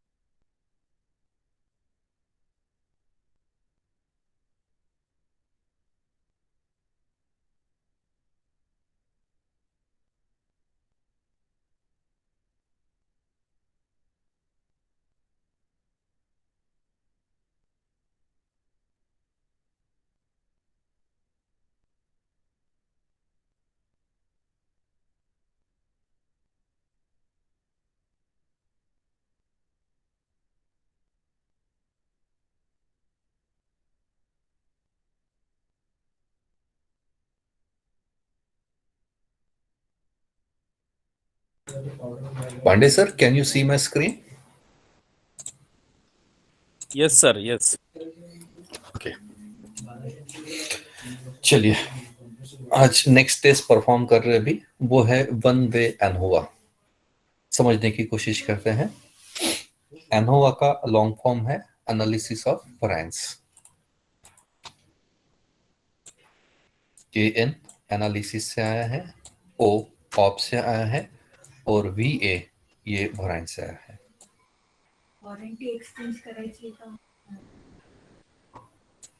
वी ए variance ANOVA one analysis of variance. ये आर ए फिशर सर है, इन्होंने ये एनोवा की थ्योरी जो है ये डेवलप की है।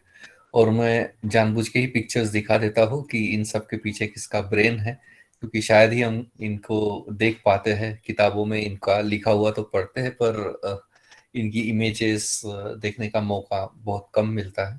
तो मैं एक अपॉर्चुनिटी लेवरेज करता हूँ कि इतना सारा स्टैटिस्टिक जिनकी देन है उनको हम एक बार देख लें कि किसका ब्रेन है ये। और जो इसे मैं बता भी रहा था, ये फिशर सर है, बहुत बड़ा कंट्रीब्यूशन है इनका स्टैटिस्टिक्स में। और पी वैल्यू ये जो कंसेप्ट है, हम लोग हाइपोथेसिस टेस्टिंग एक्सेप्ट हुआ है कि रिजेक्ट हुआ है, इसके लिए जो डिसीजन रूल्स यूज करते हैं उसमें ये फिशर साहब की देन है पी वैल्यू की। P stands for probability. ये यूज कब करते हैं? तो ये यूज करते हैं जब हमारे पास दो से ज्यादा ग्रुप्स है। अभी हमने क्या किया था, दो ग्रुप का मीन कंपेयर किया था, पर दो से ज्यादा ग्रुप्स है और हमारे पास इफ सपोज तीन ग्रुप्स है और तीन ग्रुप का मीन है, तो वो कंपेयर करने के लिए जो टेस्ट हम लोग परफॉर्म करेंगे उसको वन वे अनोवा, या इसको वन फैक्टर अनोवा भी कहते हैं। वन फैक्टर, अभी ये क्या है मैं समझा रहा हूँ थोड़ा सा। वन वे और वन फैक्टर। उससे पहले थोड़ा सा इसमें की टेक्निकलिटीज समझ लेते हैं, क्योंकि इसका टाइटल क्या है, एनालिसिस ऑफ वैरिएंस एनोवा। तो कंपेयर क्या कर रहे हैं, तो मीन, पर टाइटल क्या है, एनालिसिस ऑफ वैरिएंस। ये थोड़ा इंटरेस्टिंग बात है इसलिए समझा रहा हूँ। तो इसके लिए वैरिएंस यानी एनालिसिस ऑफ वैरिएंस में वैरिएंस चेक करते हैं, यानी एग्जैक्टली क्या चेक करते हैं वो बताने की कोशिश कर रहा हूँ। मेरे पास तीन ग्रुप्स है, ग्रुप वन, ग्रुप टू और ग्रुप थ्री। और इसमें यहाँ पे मेरे पास कुछ ऑब्जर्वेशन है एक पर्टिकुलर वेरिएबल पे। ये ऑब्जर्वेशंस का मैंने मीन ले लिया जो आ रहा है एक्स बार वन। मेरे पास दूसरे ग्रुप पे कुछ ऑब्जर्वेशन है Y one, Y two, Y three, और इसका मैंने एक मीन निकाल दिया जिसको मैं बोल रहा हूँ एक्स बार टू। और वैसे ही मेरे पास ग्रुप थ्री है जिसमें मेरे ऑब्जर्वेशन है Z one, Z two, Z three, और इन तीनों का मैंने मीन निकाल दिया जिसको मैं बोल रहा हूँ एक्स बार थ्री। तीन मीन्स है अभी मेरे पास। अभी यहाँ पे आप ग्रुप वन की तरफ अगर देखते हैं, यहाँ पे जब मैं इसका मीन निकाल रहा हूँ तो ये x x one minus x bar one ये करता हूं मैं, तो मुझे डेविएशन मिल जाएगा, या नहीं डेविएशन यानी वरायंस मिल जाएगा। ओके, यहाँ पे वरायंस है और यहाँ पे वरायंस है, ये वाला वरायंस। तो ये जो वरायंस होता है, this is what is called as within group variance. Okay, ये जो वरायंस आएगा यानी इसका, ये डेटा सीरीज का जो भी वरायंस आएगा उसको हम कहते हैं विद इन ग्रुप वरायंस। अभी मेरे पास तीन ग्रुप्स हैं, जैसा मैंने इसका विद इन ग्रुप वरायंस निकाला है वैसा इसका भी निकलेगा विद इन ग्रुप वरायंस, और इसका भी विद इन ग्रुप वरायंस निकलेगा। उसके बाद और एक कंसेप्ट है इसमें जिसको कहते हैं between group variance. Between group variance यानी क्या है, मेरे पास इस ग्रुप का मीन है जिसको मैं कर रहा हूँ एक्स बार वन, इस ग्रुप का मीन है जिसको मैं कर रहा हूँ एक्स बार टू, और मीन है एक्स बार थ्री। अभी मेरे पास x bar one, x bar two और एक्स बार थ्री है, तीन ग्रुप के मीन्स। इसका मैं और एक मीन निकाल सकता हूँ जिसको मैं ग्रैंड मीन कह रहा हूँ। ये ग्रैंड मीन से ये मीन कितना दूर है, ये ग्रैंड मीन से ये पहले वाले ग्रुप का मीन कितना दूर है, वैसे मैं निकाल सकता हूँ एक्स बार ग्रैंड मीन और इसमें का डिफरेंस, ग्रुप टू के मीन का डिफरेंस, और ग्रैंड मीन और ग्रुप थ्री के मीन का डिफरेंस। इसको हम कहते हैं बिटवीन ग्रुप वरायंस। और एनालिसिस ऑफ वरायंस में हम टोटल वरायंस मेजर करते हैं। टोटल वरायंस यानी क्या, group variance plus between group variance, इसके कुछ फॉर्मूले आते हैं जो एसपीएसएस हमको कैलकुलेट करके दे रहा है। मैं तो सिर्फ टेक्निकली कंसेप्ट समझाने की कोशिश कर रहा हूँ। वैसे एसपीएसएस में टेस्ट परफॉर्म करने जाए तो 2 मिनट का काम भी नहीं है, पर ये टेक्निकली समझना मुझे लगता है थोड़ा ज्यादा भी है। अभी जो मैंने वहां पे हाइपोथेटिकल केसेस लेके x1 x2 वगैरह लेके समझाया, वहां पे अभी रियल लाइफ केस लेके समझते हैं। ये मेरा ग्रुप 1 है, इसका मेरा डेटा है। ये सपोज ये ऑक्यूपेशनल स्ट्रेस का ही है। ये मेरे पास स्ट्रेस के कुछ स्कोर्स है, ये ग्रुप 2 के स्कोर्स है और ये ग्रुप 3 के स्कोर्स है। ओके, अभी मैंने ये पूरा का पूरा डेटा जो है, ये पूरा इतना सब जितने भी इसमें पॉइंट्स है, इन सबका मैंने कंबाइंड निकाल लिया जिसको कहते हैं ग्रैंड मीन, और ये आ रहा है 18.84। ये सब के सब, हाँ, ये पूरा डेटा, ये लगभग 22 डेटा पॉइंट्स दिख रहे हैं, ये 23 दिख रहे हैं और ये 18 दिख रहे हैं। इन सब का मैंने टोटल एक मीन निकाल लिया जिसको मैं कह रहा हूँ ग्रैंड मीन। अभी मैं क्या कर रहा हूँ, इस ग्रुप का मीन निकाल रहा हूँ जो आया है 19.05। ग्रुप 2 का मीन निकाल रहा हूँ मैं, वो आया 19.26। और ग्रुप 3 का मीन है मेरे पास जो आया 18.06। और मेरे पास एक ग्रैंड मीन भी है जो इन सब की टोटल का मीन है। अभी बिटवीन ग्रुप वरायंस यानी क्या, ये इस ग्रुप का मीन और इसमें कितना डिफरेंस है, ग्रुप 2 का मीन और इसमें ग्रैंड मीन में कितना डिफरेंस है, और ग्रुप 3 का ग्रैंड मीन में की डिफरेंस कितना, इसको हम कहते हैं बिटवीन ग्रुप वरायंस। और ये ग्रुप का जो मीन वरायंस है V1, इस ग्रुप का वरायंस V2 और ये ग्रुप का वरायंस V3, इसको हम कहते हैं विद इन ग्रुप वरायंस। ये कंसेप्ट है। अभी इतना सब क्यों पढ़ा, तो ऑब्वियसली इसका जो फॉर्मूला है इसमें हम एफ निकालते हैं। टेस्ट स्टैटिस्टिक्स जो है ना वो होता है एफ रेशो इस की टेस्ट में, और एफ रेशो का फॉर्मूला होता है between group variance divided by with in group variance. तो ये कंसेप्ट मुझे लगा कि मैं आपको एक्सप्लेन कर दूं कि ये बिटवीन और विद इन क्या होता है। और एफ रेशो ये एक्चुअली 1.96 का स्क्वायर, आपको ये एफ रेशो तो स्पीसीज कैलकुलेट करके देगा। और इस तरफ आपका जो एक क्रिटिकल वैल्यू जिसको हम कहते हैं टेबुलेटेड वैल्यू, वो होती है 3.84। तो इसको हम कंपेयर करते हैं 3.84 के साथ, अगर टेस्ट वाली मेथड यूज कर रहे हैं। तो अदरवाइज सिंपली ये नहीं किया आपने तो भी चलेगा, सिग्निफिकेंट वैल्यू यानी पी वैल्यू वाली मेथड यूज करेंगे तो भी हम लोगों को पता चल जाएगा नल एक्सेप्ट हुआ है कि रिजेक्ट हुआ है। अभी इसमें नल और ऑल्टरनेट समझने की कोशिश कर लेते हैं। नल हाइपोथेसिस क्या है वन बयान हुआ का, there is no significant difference, there is no significant difference all the group means।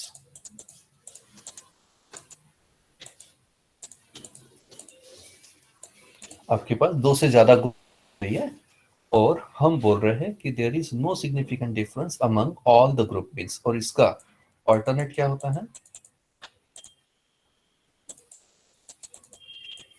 Alternate में हम बोल रहे हैं at least one group mean is different.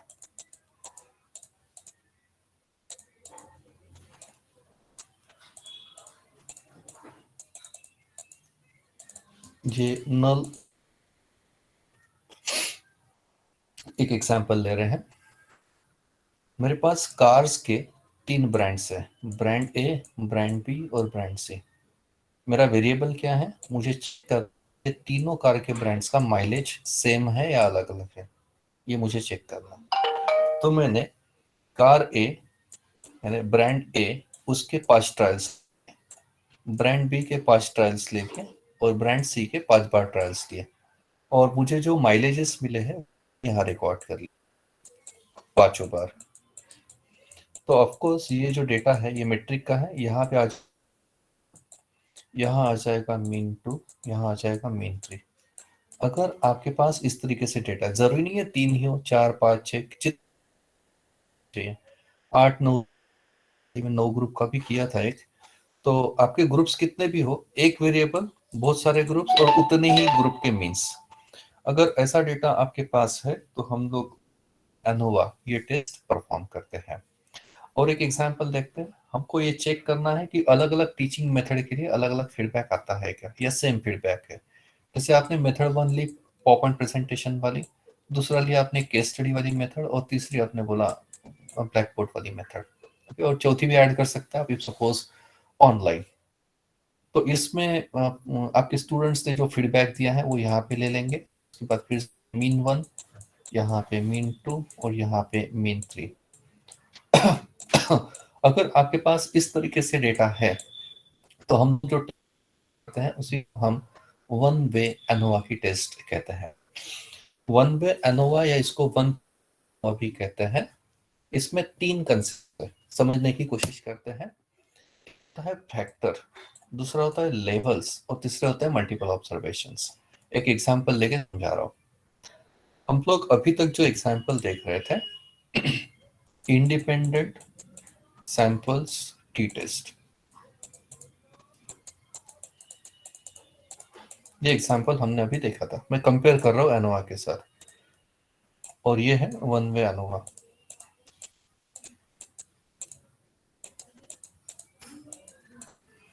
यहाँ पे क्या किया था हमने, हमारे पास मेल एक ग्रुप था, फीमेल एक ग्रुप था, और इनका ऑक्यूपेशनल स्ट्रेस ही मेजर कर रहे थे। और यहाँ पे था हमारे पास मीन ऑफ ग्रुप वन, यहाँ पे था मीन ऑफ ग्रुप टू, और चेक कर रहे थे ये दोनों में सिग्निफिकेंट डिफरेंस है क्या। यहाँ पे क्या कर रहे हैं, हमारे पास वेरिएबल सेम ऑक्यूपेशनल स्ट्रेस, और यहाँ दो से ज्यादा ग्रुप्स है। यहाँ हमने लिया था जेंडर वाइज कंपैरिजन, कि जेंडर वाइज ऑक्यूपेशनल स्ट्रेस में सिग्निफिकेंट डिफरेंस है क्या। यहाँ पे मैं बोल रहा हूँ एज वाइज। मेरा पहला है less than less than 40 years of age, जो एम्प्लॉयज है उनका ऑक्यूपेशनल स्ट्रेस। मैं बोल रहा हूँ 41 टू 55 इयर्स वाले, और तीसरा ग्रुप है मेरे पास अबव 50। तो इनके मैं ऑक्यूपेशनल स्ट्रेस मेजर कर रहा हूँ। ये ऑक्यूपेशनल स्ट्रेस के स्कोर्स है, अलग अलग रेस्पॉन्सेस, अलग अलग सैंपल्स के। यहाँ पे आ जाएगा आपका मीन वन, यहाँ पे मीन टू, यहाँ पे मीन थ्री। अगर आपके पास ऐसी सिचुएशन है जहाँ पे दो से ज्यादा मीन्स आ रहे हैं तो उस वक्त हम वन वे एनोवा परफॉर्म करते हैं।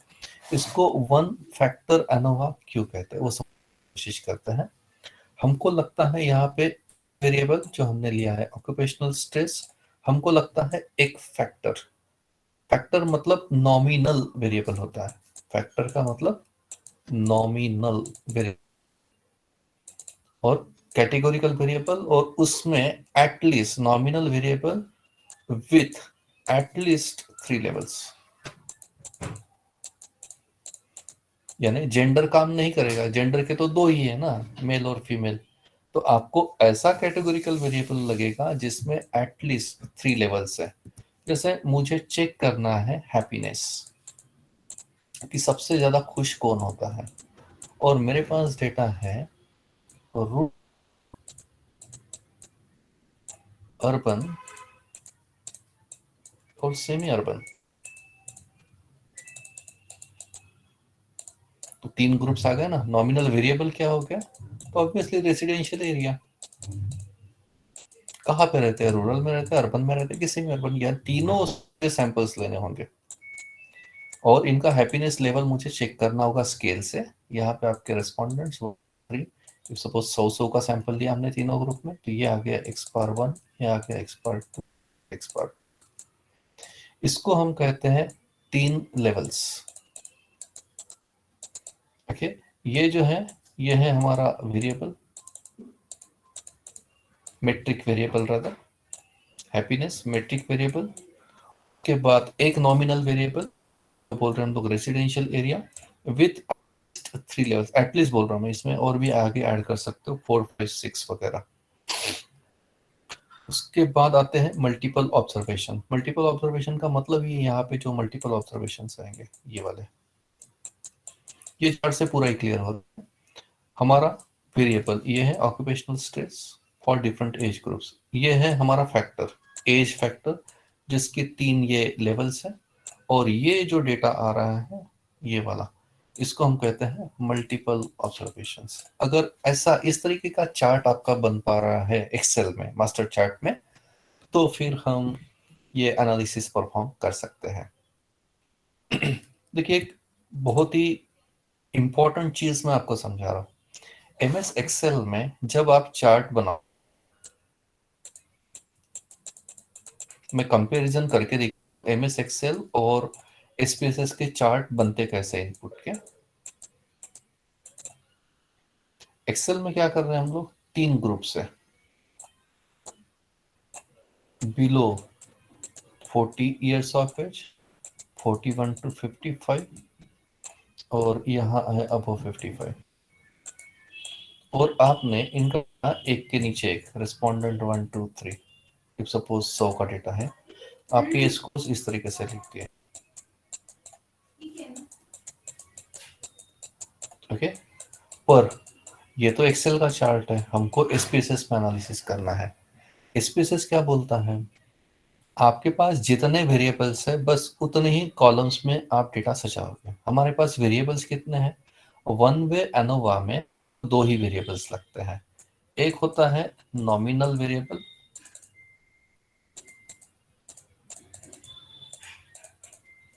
और दूसरा होता है मेट्रिक वेरिएबल। नॉमिनल क्या है हमारा, तो एज, और मेट्रिक क्या है, ऑक्यूपेशनल स्ट्रेस का स्कोर। यानी एसपीएसएस में जब आप डेटा एंट्री करोगे तो यहाँ पे सिर्फ 2 ही कॉलम्स आएंगे। एक होगा आपका एज, तो आप क्या करेंगे, एक्सेल में आपने ये जो बना के रखा है इसको, एज 40 वाला जो डेटा है इसको यहां से उठाएंगे और यहाँ कॉपी करेंगे। एज है आपका, आपने इसको कोड किया है 1, इसको 2, इसको 3, तो यहाँ कोड आएगा 111 कितनी बार, तो 100 बार। और ये जो स्कोर्स है ये यहाँ कॉपी हो जाएंगे, जिसको मैं बोल रहा हूँ ऑक्यूपेशनल स्ट्रेस। फिर आएगा आपका 2, ये वाला 41 टू 55, और इसका डेटा पूरा कॉपी करेंगे और यहाँ पेस्ट करेंगे। और फिर है आपका ग्रुप 3, यानी हम बोल रहे हैं ये वाला, और उसके ऑक्यूपेशन यहाँ पे। Got it. तो एसपीएसएस में रूल ध्यान में रखिएगा, जितने वेरिएबल्स का आपको एनालिसिस करना है उतने ही कॉलम्स बनाने होते हैं। तो वन वे एनोवा के लिए हम सिर्फ 2 ही कॉलम बनाए, एज और stress, that's it. Null hypothesis मैं ऑलरेडी बता चुका हूँ, there is no significant difference among the means of all the groups and at least one group mean is different. Post of testing थोड़ी देर बाद समझाता हूँ। ओके, तो इस तरीके से हमारा चार्ट बनेगा और यही हम इंपोर्ट कर लेंगे। तो मैंने ऑलरेडी इंपोर्ट करके रखा है, आप जैसे देख सकते हो, एज ग्रुप 111 यहाँ तक आया है, और फिर 222 शुरू हुआ है, और इनके रिस्पेक्टिव ऑक्यूपेशनल स्ट्रेस। इसका मैं आपको फंक्शंस बता देता हूँ। एनालाइज में जाएंगे, फिर कंपेयर मीन्स, और फिर वन वे एनोवा। यहाँ पे क्लिक, आपको वेरिएबल्स ट्रांसफर करने हैं, आपका फैक्टर यानी नॉमिनल वेरिएबल, और फिर डिपेंडेंटली इसमें हमारा जो मेट्रिक वेरिएबल है स्ट्रेस, उसको इस तरफ लेके आए। और उसके बाद फिर हम डिस्क्रिप्टिव स्टैटिस्टिक्स, यहाँ पे ऑप्शंस में जाके डिस्क्रिप्टिव स्टैटिस्टिक्स चाहिए हमको, मीन मोड मीडियन वगैरह। उसके बाद होमोजेनिटी ऑफ वैरिएंस थे, जिसको लेवेनी कहते हैं, ये क्लिक कर लेंगे। देन ओके, ओके, ठीक है, ठीक है, ये मैं समझा देता हूँ, फिर पोस्ट ऑफ भी कर लेंगे, वो वहां पे प्रैक्टिकल ही करते हैं डायरेक्टली। ये one way ANOVA occupational stress की फाइल है मेरे पास। सबसे पहले हम एनालिसिस कर लेते हैं, compare means one way ANOVA, sorry age group इधर आएगा, फिर में स्ट्रेस इस तरफ, ऑप्शंस में जाएंगे, descriptive homogeneity of variance test, continue, okay, that's it. यहाँ पे आपका डिस्क्रिप्टिव स्टैटिस्टिक्स आ चुका है, आपके तीन groups below 40, 40 to 55, above 55 samples. Below 40 का सैंपल है, 40 टू 55 का 23 का सैंपल है, और अबव 55 का 18 का सैंपल। टोटल सैंपल साइज हमारा है 63 का, और ये जो मीन है ये ग्रैंड मीन है, और ये तीन जो है ये रिस्पेक्टिव मीन्स है, ये इनके स्टैंडर्ड डिविएशन और स्टैंडर्ड एरर है। के बाद है test of homogeneity of variance, Levene की। लेवेनी ये आ रहा है significant, means 0.957 which is greater than 0.05। Null क्या बोल रहे हैं यहाँ पे, H0, there is no difference in variances of all the groups। इसका मतलब H0 variances of all the groups चाहिए। Okay, H0 is such that V1 is equal to V2 is equal to V3। ये 0.05 से ऊपर इस नल is accepted, और ये नल accept हुआ ये वाला। तीनों ग्रुप के वैरिएंसेस इक्वल है, यानी होमोजेनिटी ऑफ वैरिएंस आई है। अगर ये ऐसा आता है तो ही हम में अनोवा परफॉर्म करते हैं। अगर इसमें से ऐसा रिजल्ट नहीं आता, if it is less than 0.05, तो हम जो टेस्ट परफॉर्म करते हैं उसको वेल्च एनोवा कहते हैं। एसपीएसएस में है, पर हमारे इस पर्टिकुलर वर्कशॉप के परव्यू में नहीं बैठता है, वो एडवांस स्टैटिस्टिक्स का पार्ट है। एनोवा बहुत बड़ा है, मुझे 6 दिन लगते हैं सिर्फ एनोवा पढ़ाने के लिए, इतना कॉम्प्रिहेंसिव है वैरिएंस। आपके वन वे एनोवा, उसके बाद टू वे एनोवा होता है, मैनोवा होता है, एनकोवा होता है, मैनकोवा होता है, कॉनकोवा होता है, और इसमें फिर वन वे टू वे ये सब फ्लेवर्स तो उसमें भी है, वन वे एनोवा और मैनोवा, टू वे मैनोवा, से लंबे चौड़े उसमें से अलग अलग सिचुएशंस के लिए, तो वो इस पर्टिकुलर वर्कशॉप में नहीं होता है। पर वन वे एनोवा का इंट्रोडक्शन, यानी हमने एक टेस्ट तो कर ली है इंट्रोडक्शन लेवल की, और उसमें जैसे मैं बता रहा हूँ कि होमोजेनिटी ऑफ वैरिएंस टेस्ट से अगर आपको नल एक्सेप्ट होता है तो ही वन वे एनोवा परफॉर्म करेंगे, जैसे हमारे इसमें हो रहा है तो परफॉर्म कर रहे हैं, अदरवाइज फिर वेल्च एनोवा परफॉर्म करते हैं। तो एनोवा का आउटपुट चेक कर लेते हैं। ये है हमारा, आप देख रहे हैं जैसे मैंने आपको कंसेप्ट समझाया था, बिटवीन ग्रुप वैरिएंस ये है, बिटवीन ग्रुप वैरिएंस और विद इन ग्रुप वैरिएंस ये आ रहा है, और हमारा सिग्निफिकेंट वैल्यू यानी पी वैल्यू जो है it is 0.037 means which is less than 0.05 means null is rejected. और नल में क्या बोला है एनोवा के, there is no difference,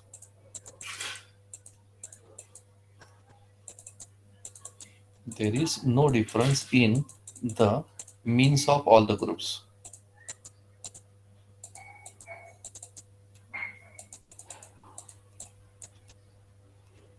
symbolically कैसे लिखेंगे, H0 is such that x bar 1 is equal to x bar 2 is equal to x bar 3, और ये रिजेक्ट हुआ है, ये ऐसा नहीं है, तीनों ग्रुप के वैरिएंसेस में डिफरेंस है, यानी क्या, ये देखिए आप मीन ये वाले एज वाइज सबसे ज्यादा स्ट्रेस किसको दिख रहा है, तो ये 40 टू 55 वालों को सबसे ज्यादा स्ट्रेस दिख रहा है इसमें से। हाँ, मैं ये टेस्टिंग से नहीं, मैं ये जो मीन दिख रहा है उससे बता रहा हूँ। अबो 55 वालों को सबसे कम स्ट्रेस दिख रहा है, और बिलो 40 वाले को इनको कंपैरेटिवली कम है। अभी जब ये नल हाइपोथेसिस रिजेक्ट होता है, यानी क्या, हम अल्टरनेट क्या बोलता है इसका, एच ए, कि at least one group mean is different. Okay, तो हमको ये चेक करना है कि कौन से ग्रुप के मीन्स डिफरेंट है और कौन से ग्रुप के मीन्स सिमिलर है। तो उसके लिए जो करना होता है उसको हम कहते हैं पोस्ट हॉक टेस्टिंग। और पोस्ट हॉक कब करेंगे, एक मिनट।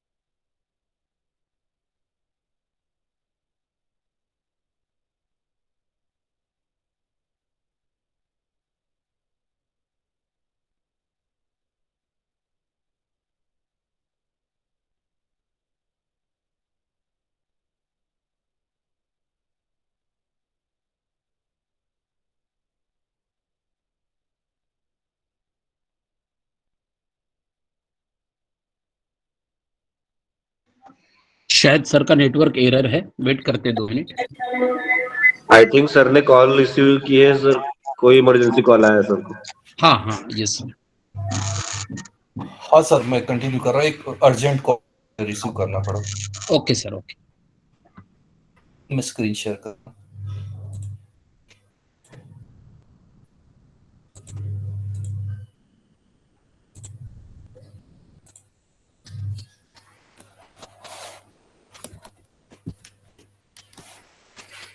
स्क्रीन दिख रही है सर?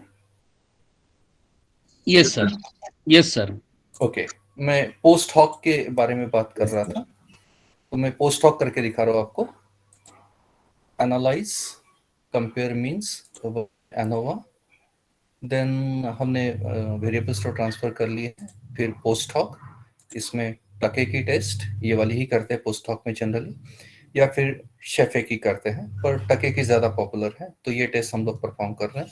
कुछ नहीं, बाकी कंटिन्यू ओके करना है आपको और ओके प्रेस कर देते हैं। तो इसमें आप देखेंगे ये आउटपुट के साथ हमको पोस्ट आउटपुट मिला है,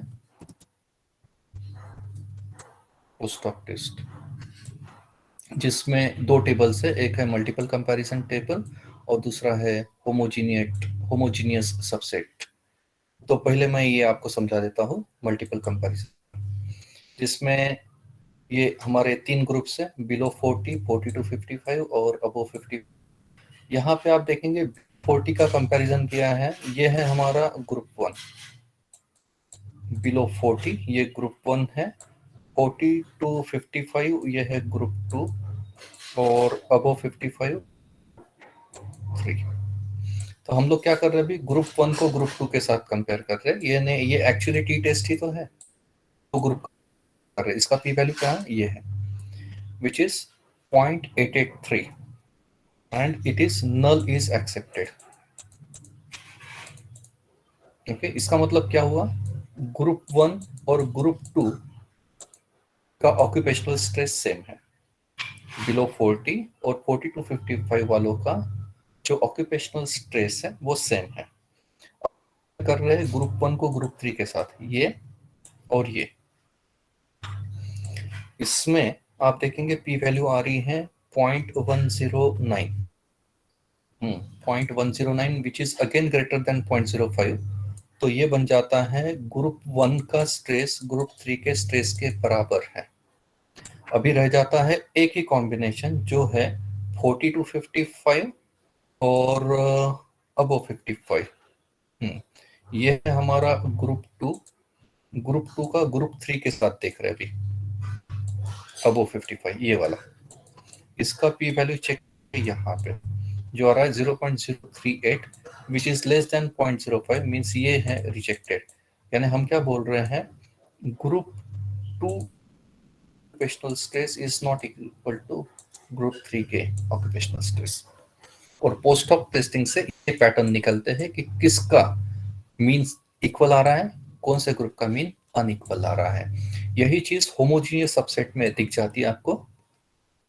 आप देखेंगे सेम रिजल्ट जो मैंने ऊपर लिखे थे वो यही दिखेंगे आपको। इसमें बिलो 40 यह है हमारा ग्रुप 1, 41 to 55 ये ग्रुप 2 है और अबो 55 ये ग्रुप 3 है। चेक करते हैं, यह है हमारा सबसेट नंबर 1। इसमें क्या आ रहा है, G1 is equal to G3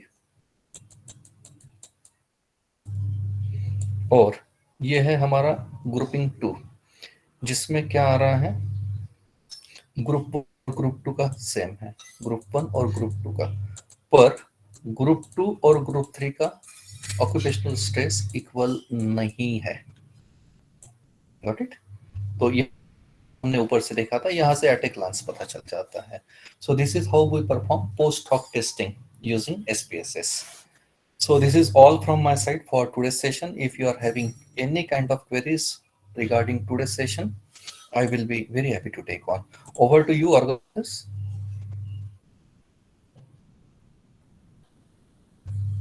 Thank you, sir. Wonderful session. Any question? इससे कोई क्वेश्चंस करने हैं? कुछ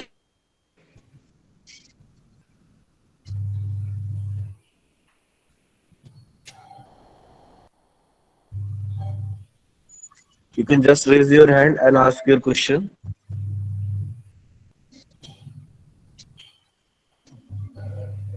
I think Mandal sir get his answer, sir. परसों उन्होंने जो इनोवा को लेके क्वेश्चन किया था, आज उनका आंसर मिल गया होगा. हाँ, we can hope for it, sir. Anyone? Any questions, sir?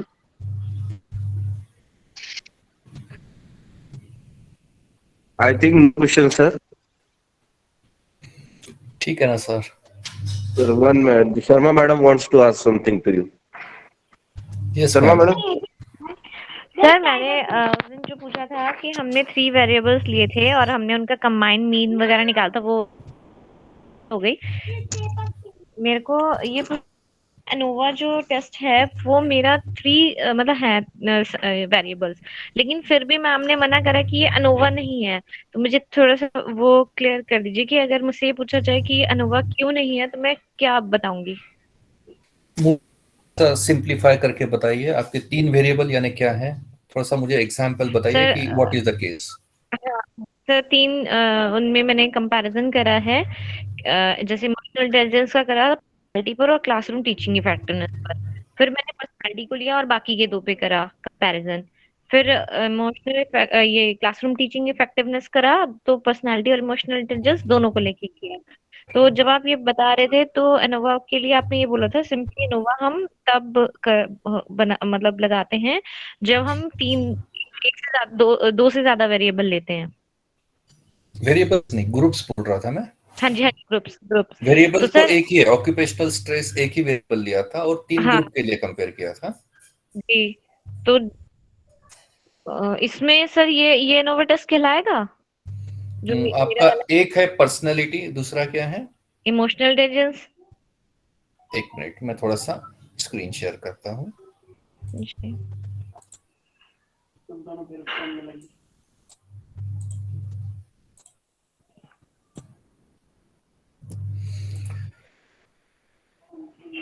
Okay, आपका वेरिएबल पर्सनैलिटी जी, एक हो गया emotional intelligence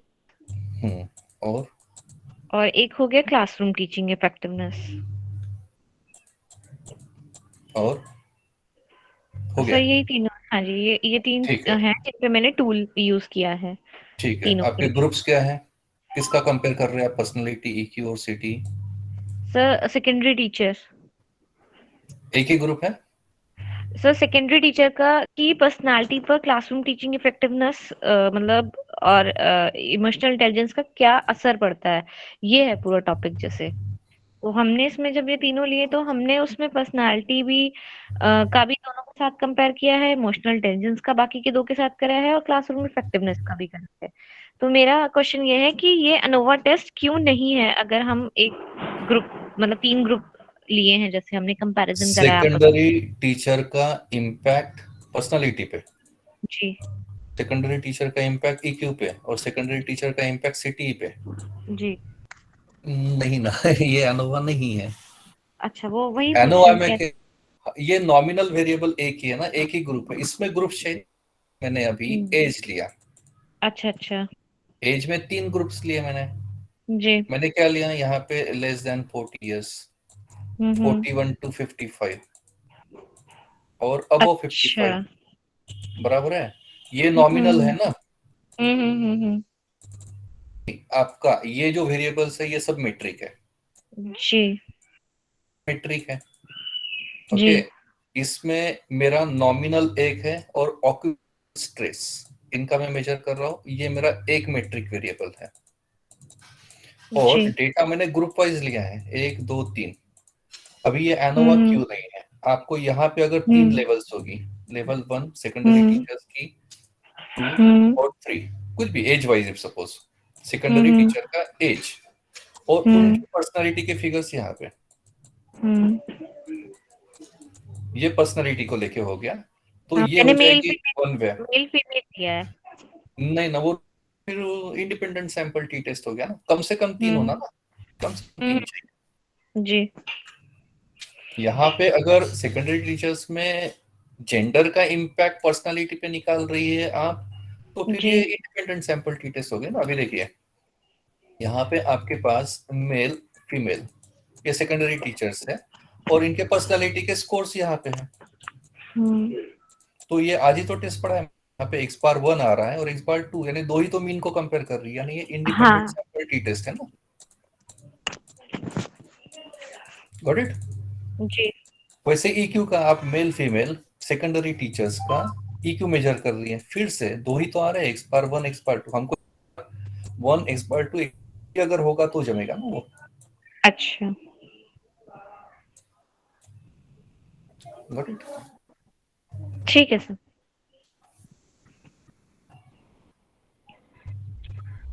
hope Sharma madam आपका डाउट क्लियर हो गया हो। Yes sir. और कोई किसी को और कुछ क्वेश्चन है? Anyone, any question? I think no questions, sir. So we wind up today's session. Ashish sir, ठीक है ना सर, रुक जाते हैं। Baldev sir,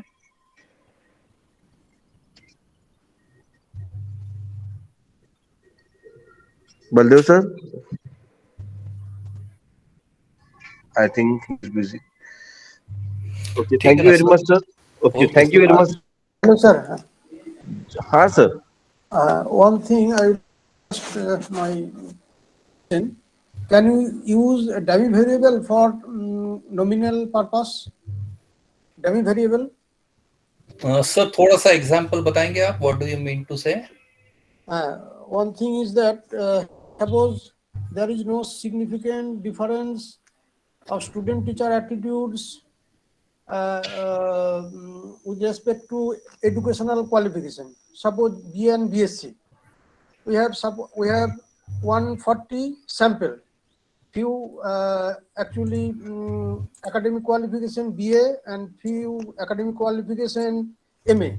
So in this respect, if we use dummy variable to test there is any significant difference between student attitudes with respect to educational qualification, either BA BSc or MA MSc. आपके पास educational qualifications है BA में? MA, okay. 140 sample. ठीक है। Uh, और क्या है आपके पास? आपके पास कैडर्स है, स्टूडेंट्स है और टीचर्स है?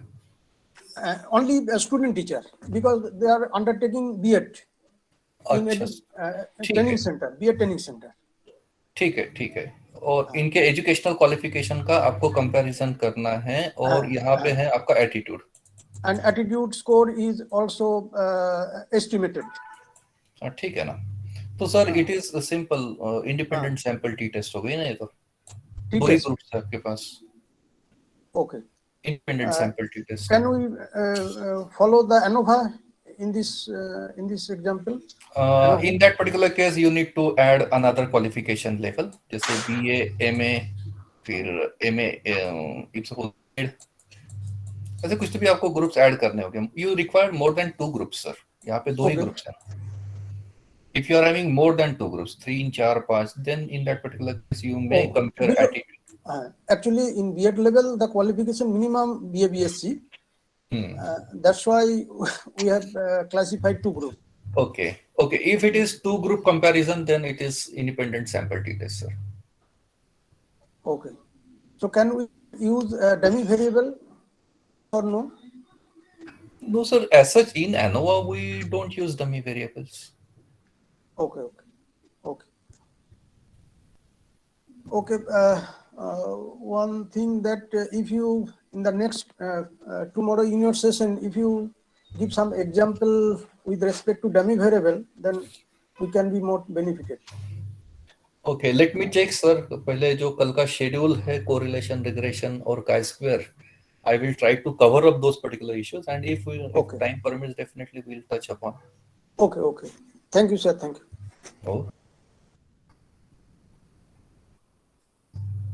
Thank you very much sir.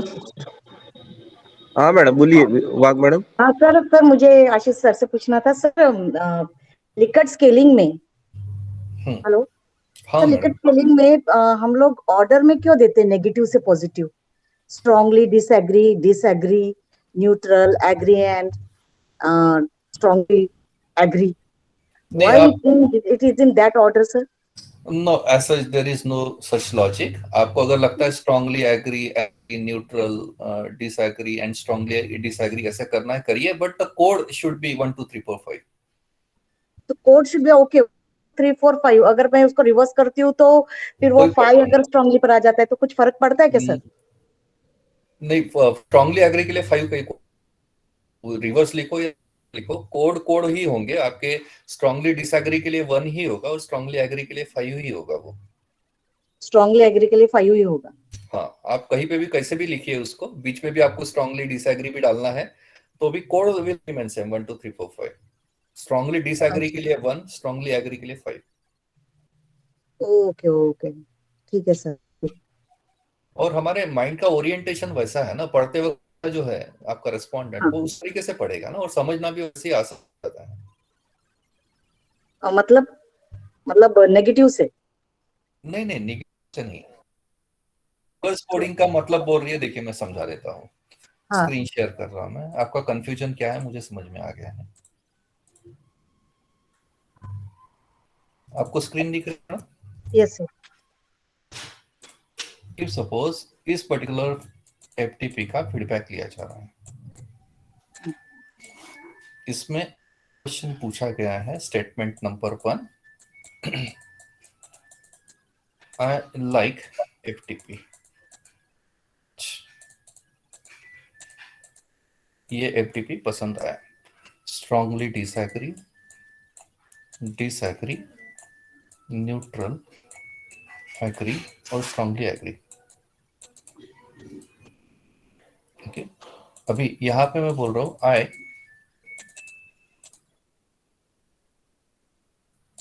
The timing of the workshop.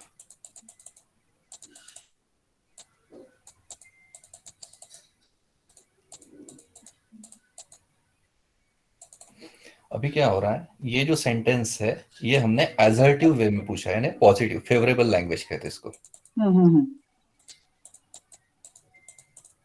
और ये जो है डिडंट है अनफेवरेबल भाषा में। अभी यहाँ पर आपका रेस्पोंडेंट यहाँ टिक कर रहा है, सॉरी सपोज यहाँ टिक कर रहा है, तो इसका कोडिंग 1 ही, पर यहाँ पे अगर इसके लिए वो यहाँ पे टिक कर रहा है तो ये 5 का हो जाएगा, जिसको रिवर्स कोडिंग आप जो this is reverse coding. Okay I did like that. Got sir. Favourite statements के लिए यही ऑर्डर होगा 1 2 3 4 5, और रिवर्स को जब आप अनफेवरेबल स्टेटमेंट बना रहे हैं वो, हाँ डिडंट। समझ गए सर, समझ। सर वन मोर क्वेश्चन, अगर मुझे स्पेसिफिक रिस्पांस चाहिए, दिस स्केलिंग लिए स्पेसिफिक रिस्पांस चाहिए तो कैन आई टेक 4 स्केलिंग? 4 पे सिर्फ यूनिवेरिएट की जो टी टेस्ट है वो परफॉर्म नहीं होती है। फिर आपको न्यूट्रल चाहिए ना, कल जो हमने टेस्ट देखी थी उसके लिए न्यूट्रल पॉइंट लगता ना 21 का, वो नहीं मिलेगा ना। हाँ, न्यूट्रल नहीं मिलेगा। यूनिवेरिएट करनी नहीं है, जनरली ऑड में ही स्केल को लेते हैं 7 9। ओके ठीक है sir, thank you very much. Sir, in this connection, just I would like to clear in the Likert scale rating scale, can we arrange at the same time positive statement or negative statement? Yes, sir. You may combine both. but combinedly you may use, पर वही coding के वक्त फिर ध्यान होगा आपको. okay. Because the coding positive, suppose 3, 4, 5, in the negative statement, the 5, 4, reverse. 3, 2, 1. Okay. So would be some complexity, I think. हाँ, obviously as a research scholar you need to utmost take care that कि कौन से positive है, कौन से negative या unfavorable statements है. It is scientific. At the same rating scale, we can arrange positive and negative at the same time. It is rather highly recommended. Okay. Because क्या है, आपका रेस्पोंडेंट वो पढ़ते पढ़ते उसका माइंड जो है मैकेनिस्टिक हो जाता है, फिर वो बिना पढ़े ही जवाब देना शुरू कर देता है. तो वो जो मोमेंटम है वो ब्रेक करने के लिए, और डीडंट आने के बाद सोचना पड़ रहा है ना कि इसका मतलब क्या है और कहाँ टिक मार्क करूं, तो मोमेंटम ब्रेक करने के लिए ये रिकमेंड किया जाता है कि आप कुछ स्टेटमेंट्स अनफेवरेबल पूछ लें. Okay. So that you can generate genuine responses. Okay. Thank you, sir. Sir neutral एक रहता है. आई वांट टू आस्क, अगर मैं 4 स्केलिंग लेती हूँ और उसमें न्यूट्रल नहीं डालती हूँ, उसकी जगह पर अनडिसाइडेड डाल, तो मैं कोडिंग कर सकती हूँ? हाँ, कर सकते हैं, बिल्कुल. एक्चुअली सर, ठीक है सर, थैंक यू.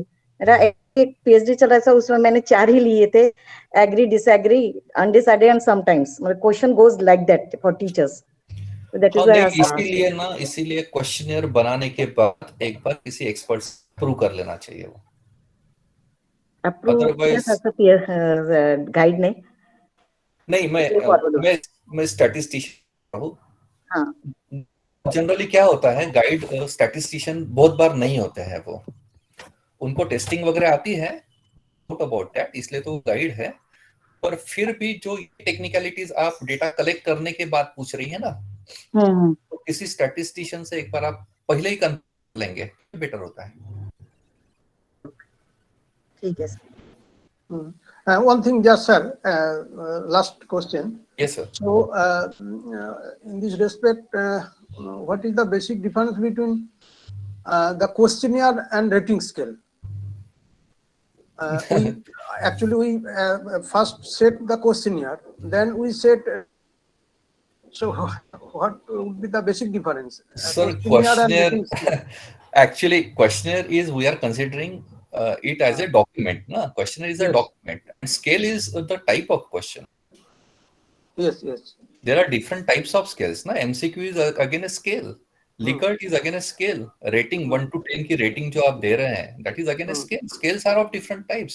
और बहुत सारी scales use करके जो document तैयार करते, जो form तैयार करते, that is what a questionnaire is. Okay. Thank you, sir. Okay. Thank you very much, sir. Thank you very much, participants. Thank you, sir.